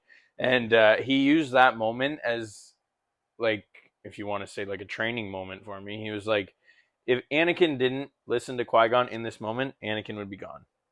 He's like, so if I ever tell you to do something like this, like if I say, Colin, stop, or Colin, drop, you do exactly what I say, because you don't need to ask questions. And like there was a point in time where like I probably was questioning. Every kid does that. Hey, go do this. Why? Yeah. Why? So that was his way of being like, don't ever do that. Like, just to let you guys know, one of our mics at this point started having issues, so just bear with us. You need to just listen to me when I tell you to do something, and like this is why, because in one moment it could be. I really like that. And like he used Star Wars so much in raising me, it was crazy. The rule of two was something that he also taught me. He's like, you need to take everything I teach you and become a better version of me. He's like, if you don't do that, then we've failed as Hebrews. Like your job is to be a better version of me. So you need to take all of my good things, use them, take all of my negative things, and try to make them better. And like, so he used Star Wars in a lot of different ways to like try to raise me. Yeah. And like, so I think that's another reason why Star Wars has so much impact. But that scene in particular, him driving at Anakin and Qui-Gon saying drop, has more like meaning to me than the fight. Like that scene is just so that's perfect. A great way to look at that. He respects Qui-Gon on another level. Like how I, because he doesn't want to get out of the cockpit. He can't get out of the cockpit. Exactly. That's what Qui-Gon said. He respects him on a whole nother level that he just listened to him. Like it wasn't. Why are you telling me to drop? We're almost at the ship. Like, you know what I mean? He just turns around and says drop, and he listens to him. Like it's just, I don't know, that moment. That's a really good way to look at it. For me, I wanted to bring that up. No, that's a great that's a great point. That's it really does show you that, like, man, Anakin with Qui-Gon would have been a very different story. 100%. So Anakin is resentful of the council, is resentful of all this stuff. The one thing he has going for him, Qui-Gon dies. Yeah. And now he's being raised by Qui-Gon, snarky, rude. That's the start of the fall of Anakin. Yeah. And as we go through the prequels, this is something we're going to talk about a lot. But there's a lot of stuff that people don't realize when they look at these characters. They just see like a whiny character. Yeah. Like, why is he like that? Yeah. But yeah, he's goes through the worst life in cinematic history. Yeah, if you put me in that situation, probably wouldn't be much better. Yeah, I get exactly. Like everything that happens to him just sucks. Everything. And then he's told he's the one, but then he's held back from his lessers. And like how? Yeah, the whole thing's just a mess. Anybody would do what he did. And then we've got the end of that fight there. I think there's a deleted scene where I think Maul jumps onto the edge of the ship to fight Qui-Gon some more, and then kind of gets knocked off. But in the movie, we just see him kind of stand up and like retract this blade. Mm-hmm. And I think there had been trailers that showed that it was a double-bladed lightsaber. So going into the movie, you did know that. But in that scene, it seems like he's fighting with like a really big-handled lightsaber. Yeah. And he kind of stands up and retracts it. It's kind of like a reverse shot of the Kylo Ren Force Awakens, like when he jumps. Yeah, and does that ignite, which is pretty cool. Oh, don't hate me for that. You were like, pretty cool. But the council's really cool. But they're just awful. They're just so arrogant. They're just these pompous individuals sitting literally atop everyone. Like their temple is above the ground.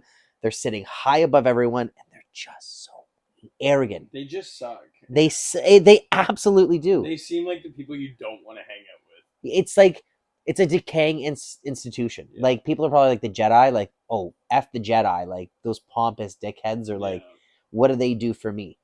You know, or back in the day, they were probably peacekeepers of the Republic. They're probably looked at in the Star Wars universe as the ultra wealthy are in our universe, right? Like, how people look at like Jeff Bezos and Bill Gates, and like they don't even know what to do with all that money and pay some taxes. And it's like the same thing with the Jedi, where it's like you're just so full of it with all your powers and you just think you're better than everyone. And when you do get involved, it's generally like in something that better suits the wealthy or the the affluent. You're the secret police. Do you remember that whole Titanic voyage thing? People were like just mad that that they had the money to do that. Yeah, and I was like, these people just died. Like, why are you mad that they're billionaires? Like, what is wrong with people? Like, it's like they just get mad because they have money, and I feel like that would be the same situation with the and Jedi, this and versus their power and knowledge. Yeah, they're like not respected of anything that they've actually done. It's just, and you guys are a little bit messed up right now, so you're all messed up. Yeah, and you're terrible people, and go to hell. And go to hell. That's like, you know what I mean? Like, it's just, I don't know. No, that's they come across that, and I think originally when I watched the movie, I thought they were super cool and super powerful, but watching it again, and you're like, they're the dude who has to correct everything you say. Yeah, you know what I mean? Hey, especially Mace and Yoda, like they just seem so. Well, I took it that Yoda was. I want to say that this council is Mace's council. It's not Yoda's, even though Yoda's the oldest. Because then there's Yaddle. I feel like this is Mace Windu's Jedi Council.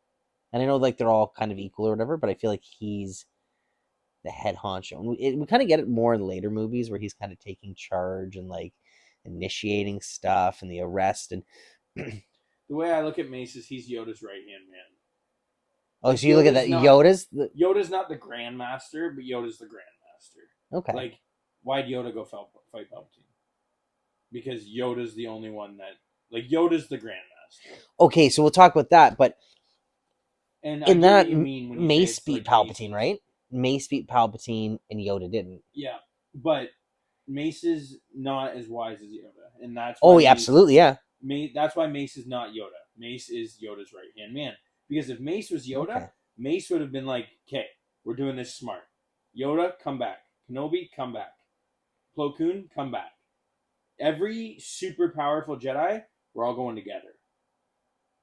That's how Mace would have done it. See, that's how Yoda would have done it. But at the time when Yoda had to do it, there was no Jedi. He was like, well, it's me. Yeah. You go take Anakin and... He had Sansy Tin. Yoda didn't. Or sorry, when Mace went, not Yoda.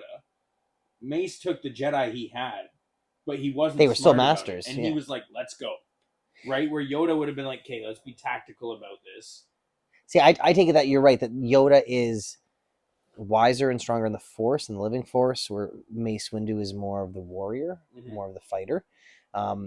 See, I saw that he was leading the council because that's the council was like corrupt. So they should have been maybe focused more on being counselors and listening to Yoda and like being in touch with the Force, but they were trying to be like the secret police and or the special police and stuff. You did get the level variance. Now, I know we're jumping ahead a bit. Kind of funny that at the end of the movie, there's fake Windu. You ever seen that? So if you look at the very final scene, the final shot where they're like trading that ball orb, and the ship lands and all the Jedi come out. If you pause it and take a look at the person beside Plo Koon, it's like a stand-in for Mace Windu, but it is very, very clearly not Samuel L. Jackson. Interesting. And it's just kind of funny that like you couldn't even get him back for that reshoot. He's supposed to be this all powerful. But yeah, man, the council sucks. The just absolutely sucks. Yeah. So then we go from the council to we see the Senate, which is like a neat concept, like those kind of like this big room of all these people. Massive room. But I feel like the concept is great, but the execution was poor. Really? Again, on that scale, like, yeah, like what more did you want? I don't know if it was more, just maybe different. Maybe the way like some things seemed kind of all the pods spiral together and you've got your center with all your screens. Well, think about it. If that dude's talking here, no one in that pod down there is hearing anything. Yeah, they are. You got to think, this is the Super Bowl stadium on crack. There's speakers in every pod. There's a screen in every pod. Yeah, that's fair. I don't know. And do they want something droids like even flying around the center pod that are recording the footage that's on each pod? It was even maybe the way it was shot. Like maybe if it was something more like the UN that we see today, like the curved seats, like the way that you set it up, instead of just a big cylindrical room, like maybe a focal point, like not like people sitting there, like all the pods are in like a shit. Instead of just being in a big cylindrical, they're all in like waves or something, like kind of cascading waves at the podium. So like the Supreme Chancellor or Chancellor of Valorum is in the middle, you know what I mean? And then all these delegates around. The cylindrical aspect, I just lose scale of like, and we're just talking Phantom Menace, not the other ones, but you lose scale of like almost how big it is. Like I don't know, like it's just like, is it limitless? Is it limitless down? Like maybe shoot it differently, maybe design it differently, maybe have the shot. But the setup, like I said, it's a great concept. When you laugh at things, it's like the ineptitude when they talk about like there's no proof of invasion, like. You're telling me no one like that was crazy. No one recorded the battle droids. No one is like, yeah, let's just pull up the planet right now and zoom it. Oh my God, there's a trade friend. Oh yeah, absolutely. But it could have been maybe played up more about how inept and corrupt everyone is. Again, like maybe you didn't know about the Geonosians or the Techno Union, but you could have had more things in the Senate that kind of folded into the Separatists later. Mm-hmm. You know what I mean? You very much seem like when it cuts back to Obi-Wan, he does seem very jealous. He's like very focused on the doctorate of the Jedi. Kind of funny when it goes back to the council and Obi-Wan's face when they mention, like when they're talking about the second Padawan. And he is like very headstrong. And Qui-Gon says like, you have much to learn of the living force. So I take that like living force part as the Jedi are just seeing it as the Force, as this great thing. But he's like, no, like the Force is living, it's flowing, it's all of this. Like, you need to have a more open mind. So Obi-Wan's very focused on like the doctrine of like what the Jedi are, and Qui-Gon's like, there's so much more. Yeah, you're looking at it like it's black and white, and he's like, it's a million colors. Yeah. How did the Jedi get involved in this movie originally? Like the Senate asked them to go resolve this. Like, so what? Chancellor Valorum went to you and said like, we've got a trade dispute, we need you to go solve this. But then meanwhile the Senate, they're like, there's no proof. And it's like, well, there's proof because I had some sort of proof because I sent the Jedi away. Sort of proof I gave them, like, you know what I mean? Yeah. Or was it again the secret kind of police where like he did it and it's like, well, I can't tell anyone. I can't tell them I went to the Jedi to like solve this problem because it makes me look weak, Interesting. I like that. We totally see, we talked about this, Qui-Gon is the father that Anakin needed. We don't quite get that. And we did talk about this earlier, that Qui-Gon, it was a learning lesson for Obi-Wan. When the Padme is revealed, and you cut to the face, I think it's clear that Qui-Gon knew, but Obi-Wan was unaware, and it was like, I'm teaching you. Like, this is part of the living force. Like, you're not paying attention to her energies and her, the way they are. Gone down to a very intimate interview here. Yeah, we have. Okay, so how the did the Trade Federation land on the planet? Which one? Like Naboo. Like, they just dropped all those troops in. Okay, great. So they have airspace, they've got ground space. How did they get back from Coruscant to Naboo? Like the Jedi and Padme and all that, so the droids have a blockade. The droids are on the surface. They just come in and no one notices them. Good point. I never even really thought about that. Silly nitpick, but it's like, how did no one pick up on the radar that there's a ship incoming? Yeah. And again, it's shown that they land on the outskirts, but Trade Federation is in the air, they're on the planet, just seemed kind of strange. The AATs, amazing design. I thought they were great. Yes. Always love that iconic look of the tank, that floating tank. The Gungan battle itself was really neat. That was we saw the old school rank and formation, rank and file. Lines going at lines like the old days. The shields and the big blue EMPs and I had a comment when we were watching it. I was like, where did they get these EMPs? How are they ready to fight a bunch of droids? Where'd those come from? It's a really good point. I take it that it was part of the Gungan technology, because in the games in the game you got those things in the Gungan level right away. So it was kind of, I attributed that it was some sort of Gungan defense. That's what it's a secondary thing. That's what they used to create their cities out of. Those were the shields and all that. And this was just something in a concentrated form, it's disruptive or it's concussive.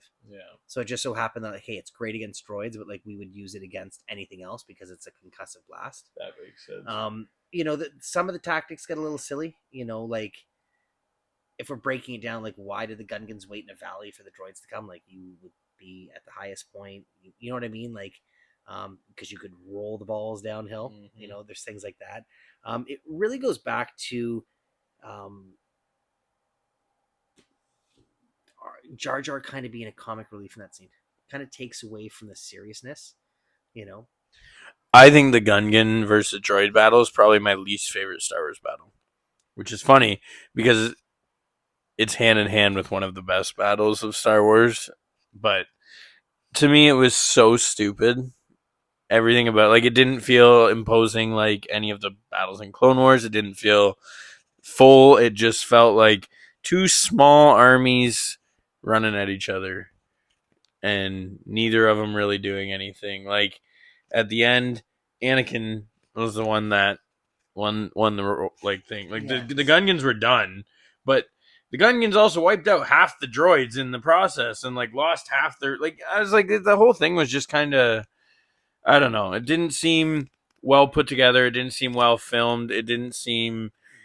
How are you going to put that battle side by side with Darth Maul, Qui-Gon, and Obi-Wan and expect us to be anywhere near as invested? Yeah. That's what I mean. It's like the fart in the pod racing. You've got all this intensity, and then you cut to, goofy shenanigans on the battlefield.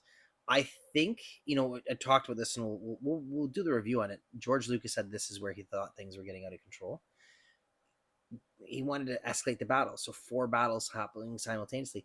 The Gungans could have just been part of the assault on the throne room.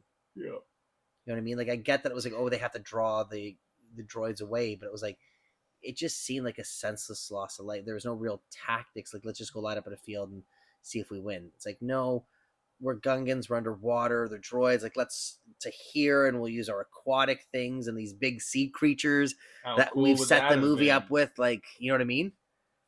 Big sea creature comes up, eats one of the droid. That's cool. That would have been amazing. So I agree that I think that it had the potential to be really cool. Could have been really serious. If they did it in not a Disney-esque way, but a really dark way now, a real serious battle, you could see the carnage of these Gungans getting slaughtered, but droids just being killed in hundreds, but it's this overwhelming force. So yeah, I agree. It was pretty weak. Pretty weak in that. What did you think of the palace battle? Okay, so if we're going battle wise, we're talking the best is the lightsaber fight. Of course. The worst is the Gungan fight. Yeah. So the second best, geez, Because the space battle is kind of lackluster. You know, I was just gonna say we don't get much. We get Anakin dodging some bullets. Yeah. Let's do a spin. Then he goes into the Trade Federation ship and accidentally blows it up. We talked about this during the movie. There's no rhyme or reason or strategy or battle plan for the N1 pilots. Besides, okay, the N1, beautiful ship, like one of the best Star Wars ships ever made. Great to see it come back in Mandalorian. The pilots go into space to do what? To take out the ship, and they determine right away that they're like, oh, we can't destroy it with our firepower. So what's their solution? Nothing. Yeah. They just fly around until they get shot down. Flying around. Yeah, I never really thought about it. You know what I mean? It wasn't like they set something up that Anakin did. It was like, well, we can't win, so yeah. And then Anakin just crashes in. So I think second best would be throne room then. I totally agree. I love that whole scene. There were some parts they're fighting in the halls and it seems like they've almost overwhelmed the battle droids, but then they're like, we have to repel up. Yeah. And then they just leave half their force and get surrounded. And okay, whatever. But I kind of liked the hallway fighting. I liked seeing the Queen, she was right there. Padme was like, my men are gonna just like Anakin, she's leading her army at the front of it. Leia too, and Leia and Luke. You know what I mean? So I think I think the throne is the second best. It really shows the scale of the palace of Naboo. Yeah. Right? And how big those floors are, how big those windows are, how big those hallways are. Opulent. Everything is big. Yeah. Everything is massive. Big. Yeah. It's like giants used to live there. And it's like the set design too. A lot of the stuff is real. A lot of the there's some backgrounds, some blue screens and painted, but a lot of the sets are real. You feel like you're there.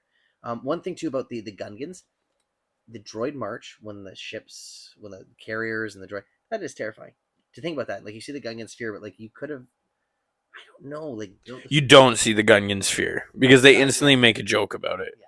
He's like, "Oh, we're in big doo doo." Yeah. It should have been do we run? This is it.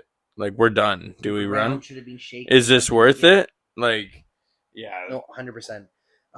So it's kind of funny that we've been talking for so long and we've done another episode kind of on this when the movie really starts at an hour 50. Does it though? Because you've also said multiple times this was a really good, steady, fast-paced movie. No, it was. But I mean, come on. At an hour 50, that's when the fun begins. Yeah. This is where the fun begins. No, it's the whole movie is great, but an hour 50 is So what happens exactly at an hour 50? We get the reveal of Maul. That's when the door opens? Yeah. Hour 50 is Duel of the Fates begins. Yeah. Qui-Gon and Obi-Wan step forward to do their job. The Queen goes on to get to the throne room. Unbelievable. It's the Maul kicks everything. Just his fluid motion, Ray Park's. When he does that spin, and then when he does that spin, and then he throws the rock into the door, opens the door, and then they clash sabers, and you see that so good. You lose this in the animated stuff, except for Clone Wars Season 7, where they brought in motion capture. You feel Darth Maul fighting as Ray Parker fighting as a staff warrior. You feel that impact. It's gone from being the sword. The movements, that spin, it's unbelievable. He does kick a lot. He does a lot of kicks, which is cool. It's because he's a martial artist. And if you look at the fighting style, he has to. That's part of the fighting style. Part of the style, yeah. So I think it's Yoda who uses the same fighting style, and Yoda does a lot of the same stuff. He jumps and, if I'm not mistaken, kicks off of Dooku's chest at one point. To jump up onto that platform. So it's a lot of the same stuff. It's all sporadic jumping movements. And when you're doing that, why not kick someone in the face while you're doing it, right? So it's a battle. It's a winner. So Duel of the Fates, that entire battle is fantastic. The setting, how it goes from it shows you how deep they're fighting. That they go from fighting in the hangar bay to the reactor room. I remember in the video game that it was quite the challenge, trying to keep up with Qui-Gon and to the reactor room, to that shield generator room with the hallway there. I took it that Qui-Gon, when he kneels down, he's becoming one with the Force. So that's the moment where he has the ability to, like, the Force Ghost, all that, like Obi-Wan kind of allowing himself to become the Force Ghost in Episode 4 when Vader swings. This is like a cruder way because it's the first attempt. Qui-Gon is like, okay, I need to channel the Force right now, not just to win this, but if I lose this physical duel, I need to win with my spirit. I need to. When you pointed that out, that was something I never thought of or even looked at before, but amazing theory, and I totally am putting that into my Star Wars chronological. That's in there now. I'm like, that's it. That's exactly what he did. That's amazing. Because you think about, okay, like if he wanted to get to Obi-Wan, he could have just fought his way backwards. There was no need to keep fighting forward. I kind of feel like, I know this is weird, Qui-Gon maybe knew he couldn't win this, but he knew how dangerous Maul was, and he's like, I need to separate him from Obi-Wan. Like, I don't want to lose Obi-Wan. As much as, like, hey, I need Obi-Wan's help, it's like, I can't let Obi-Wan die. Yeah.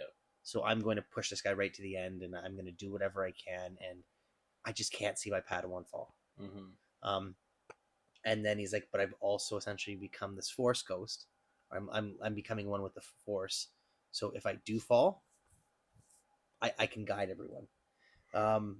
More spins and kicks. He kills Qui-Gon. We've talked about it. Like, the lightsaber should just kill you. It's heated plasma rod through it. Like, you're down. That Obi-Wan where he comes running out. I heard they had to slow that down. They've slowed the frame image because they had practiced that so often, and it was such an intense thing to go through. And we talked about this great theory that Obi-Wan, you brought up, Obi-Wan taps into the dark side. He's not thinking logically. He's aggressive. And that's why he gets the upper hand, but he loses it because that's not his comfort zone. That's not what he's used to. Maul regains, knocks him down, and then to me, it's Obi-Wan tapping into the light. He's tapping into Qui-Gon's saber, the energy, and like, he's okay. I can do this. I will do the feats of a Jedi. I will lob myself, and like, Maul doesn't expect it. That's the whole thing. Like, Maul didn't expect this guy to like leap over me, this massive flip, this like kind of, this is later Star Wars, things like Ahsoka, Sabine throwing Ezra onto the that's a pretty big feat. Obi-Wan had a pretty big feat, but it seems like you almost kind of diminish his feat, and you're like, they diminish everything. Lightsaber stabs to the stomach, throwing someone with no force power throwing someone else across a Grand Canyon sized chasm. Like, yeah, no, we're on another level now. It's just it's not even real anymore. It's another kind of what if. I know obviously we see Obi-Wan, we see Maul surviving later. I always thought it would have been neat if he had like survived and had like Obi-Wan's lightsaber and came back, and we'll get into it later, but like if he had played a bigger role in the rest of the trilogy. So if you brought him back and he became the cybernetic villain that was Grievous, that would have been cool. And one of the sabers was Obi-Wan's saber, and Obi-Wan recognizes it as his and like puts it together. Like, that'd have been super cool. You're Maul, you know what I mean? And Grievous is just hatred, and it's just like, it's just something cool. We talked about it, like, what was the Navy's plan if Anakin had not gone into the ship and blown it up? Like, were they just going to fly around and hope for the best? That was the plan. Hopefully one day we'll figure it out, but for now, we're just going to wing it. You had a control ship explosion like a Death Star. So a lot of big explosions. You have one, obviously, in A New Hope. Do you have a big explosion in Empire? No. The Rebel base on Hoth, but it's not like maybe one or two of the transport ships, I think. Yeah, so nothing big. Nothing big. Then you have Death Star 2. Yeah. And now you have the Trade Federation. Yeah, so we like blowing up big planet-like ships this week. Who doesn't? Yeah, you're not going to get a complaint from me. I lied. No, it's 4. I was going to say we blew up Alderaan. Oh, but yeah, that's 4. Yeah, 4. We talk about the gut stab becoming toothless. Like, stabs need to have some merit. Yeah. Disney, Stop stabbing people and not killing them. Clip it. Yeah, 100%. Yeah, we where's like Mace Windu is like we need proof or something. Like there's like, how are you not paying attention to this? Like Qui-Gon's dead. There was a lights. Like, how do you still not believe that like this is not arrogance? Absolutely, you almost kind of deserve it. You know what I mean? I'm sure you've seen it. There's a picture out there that I'll have to put on the screen because it's one of my favorite pictures of all time. It's little Anakin walking away from his house on Tatooine, and the shadow is Vader. Yeah, that was iconic. Yeah. I wish that was in the movie. Just a little something. Just a little something. But we don't really see any foreshadowing in this movie. No. In 2, we really do, but in this one, we don't. Maybe a little something with the pod racer. Maybe he does something a little dark. Sure, you know what I mean? So maybe something with the pod race where he does something a little dark, not gutless, but like, he has a chance to save someone or win, and he's like, well, I have to win. Saboba should have died. That would have did it. Because the way I see it is like him and Saboba lock on, and then Anakin's like, well, screw it. Thunk, and rips Saboba's ship apart. 100%. And so it's his fault he crashes, but you imagine if he blew up?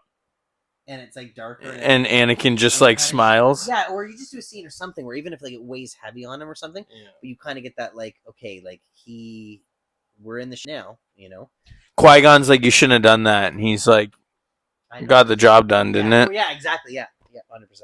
And then that's Star Wars, man. Now, beautiful. No mid-credits, no end credits. It's just the movie. Yeah. You get the end, the little... And that iconic song. And, man, how... Did they just have a pair of Anakin-sized Jedi robes kicking around? Oh, 100%. Yeah, 100%. Qui-Gon just died. Anakin now has a different haircut and a pigtail. Okay, but time has passed. Time has had to have passed. They didn't go land your starship, go to Qui-Gon's funeral. Okay. I'm sure, like, the whole Jedi Council was there. So they probably stored Qui-Gon's body for a couple weeks, went back to Coruscant, got everything situated, formulated that massive party, had the party, the Jedi Council was already there, might as well have the funeral. Does Anakin have a lightsaber at the end on his belt? I don't think so. Okay, so like but maybe he does. Do you have your phone handy? Look that up quick, because I'm actually super interested about that. Aren't you? So sorry if you didn't hear that we're using one mic right now, but he asked if young Annie in his Jedi robes had a lightsaber on his belt. So now we're just looking that up quick to see if that's a thing. I don't know. I think we may have to rewatch the movie here. Because it looks like he just has the food pods, but his arms are tucked in. Yeah. So, but I mean, he looks like a Jedi at this point. It's like, has he gone through any of the trials? Has he done anything? So that's the screen test of him. Nothing. So not quite a Jedi yet. But yeah, and we end with another celebration, like A New Hope does, and that's it. So Ryan, where does this land on your favorite movie list now? I think this goes up. I think, yes, the nostalgia plays a factor into it. All the extra media. I don't think it was as bad of a movie as people give it. People call it out to be. I really enjoyed it. It's big screen, the music, the pop. It was a real fun experience. It was a fun movie. So I'm certainly moving it up. I think I might wait to finish the prequels, and then we'll kind of rearrange our favorite movies. But it's certainly moving up. How about you? Where's it sit on yours? Still number 2. I'm pretty sure I ranked it number 2, and it's still, I think, my second favorite one. Yes, it was number 2 for you. Yeah. I'm thinking maybe it's going to be 4 or 5 for me. What is it? What is it right now? I think it's 6. 6 for me. That's worthy of a couple joint, or I'd accept that couple point upgrade. Do I think it's better than Empire Return? Oh, I don't know. Probably not. We'll have to wait until we watch them again in depth, and go from there. Is it the best of the prequels? It's not the worst. It's not the best. It's not that. Revenge of the Sith was the best. Hands down. Revenge of the Sith is kind of all over the place too. this is a very contained story. But Revenge of the Sith is that one that should have been a series that was a movie, and I'm not mad about it. Kenobi was a series and should have been a movie. You know what I mean? Like, Revenge of the Sith could have been a series because, yes, there's so many things going on at once, but they crammed it all into that movie, and they made it work. And, like, for me, there's not a dull second in that movie. It works. So, you know what? I'm excited to get our next episode in, which is going to be Attack of the Clones. Yep. So that's going to be an interesting one for me. I certainly don't rate it as high as I ever have Phantom Menace. But, when you're looking at things with a different light, who knows? Yeah. So until next time. Follow for more. See you then.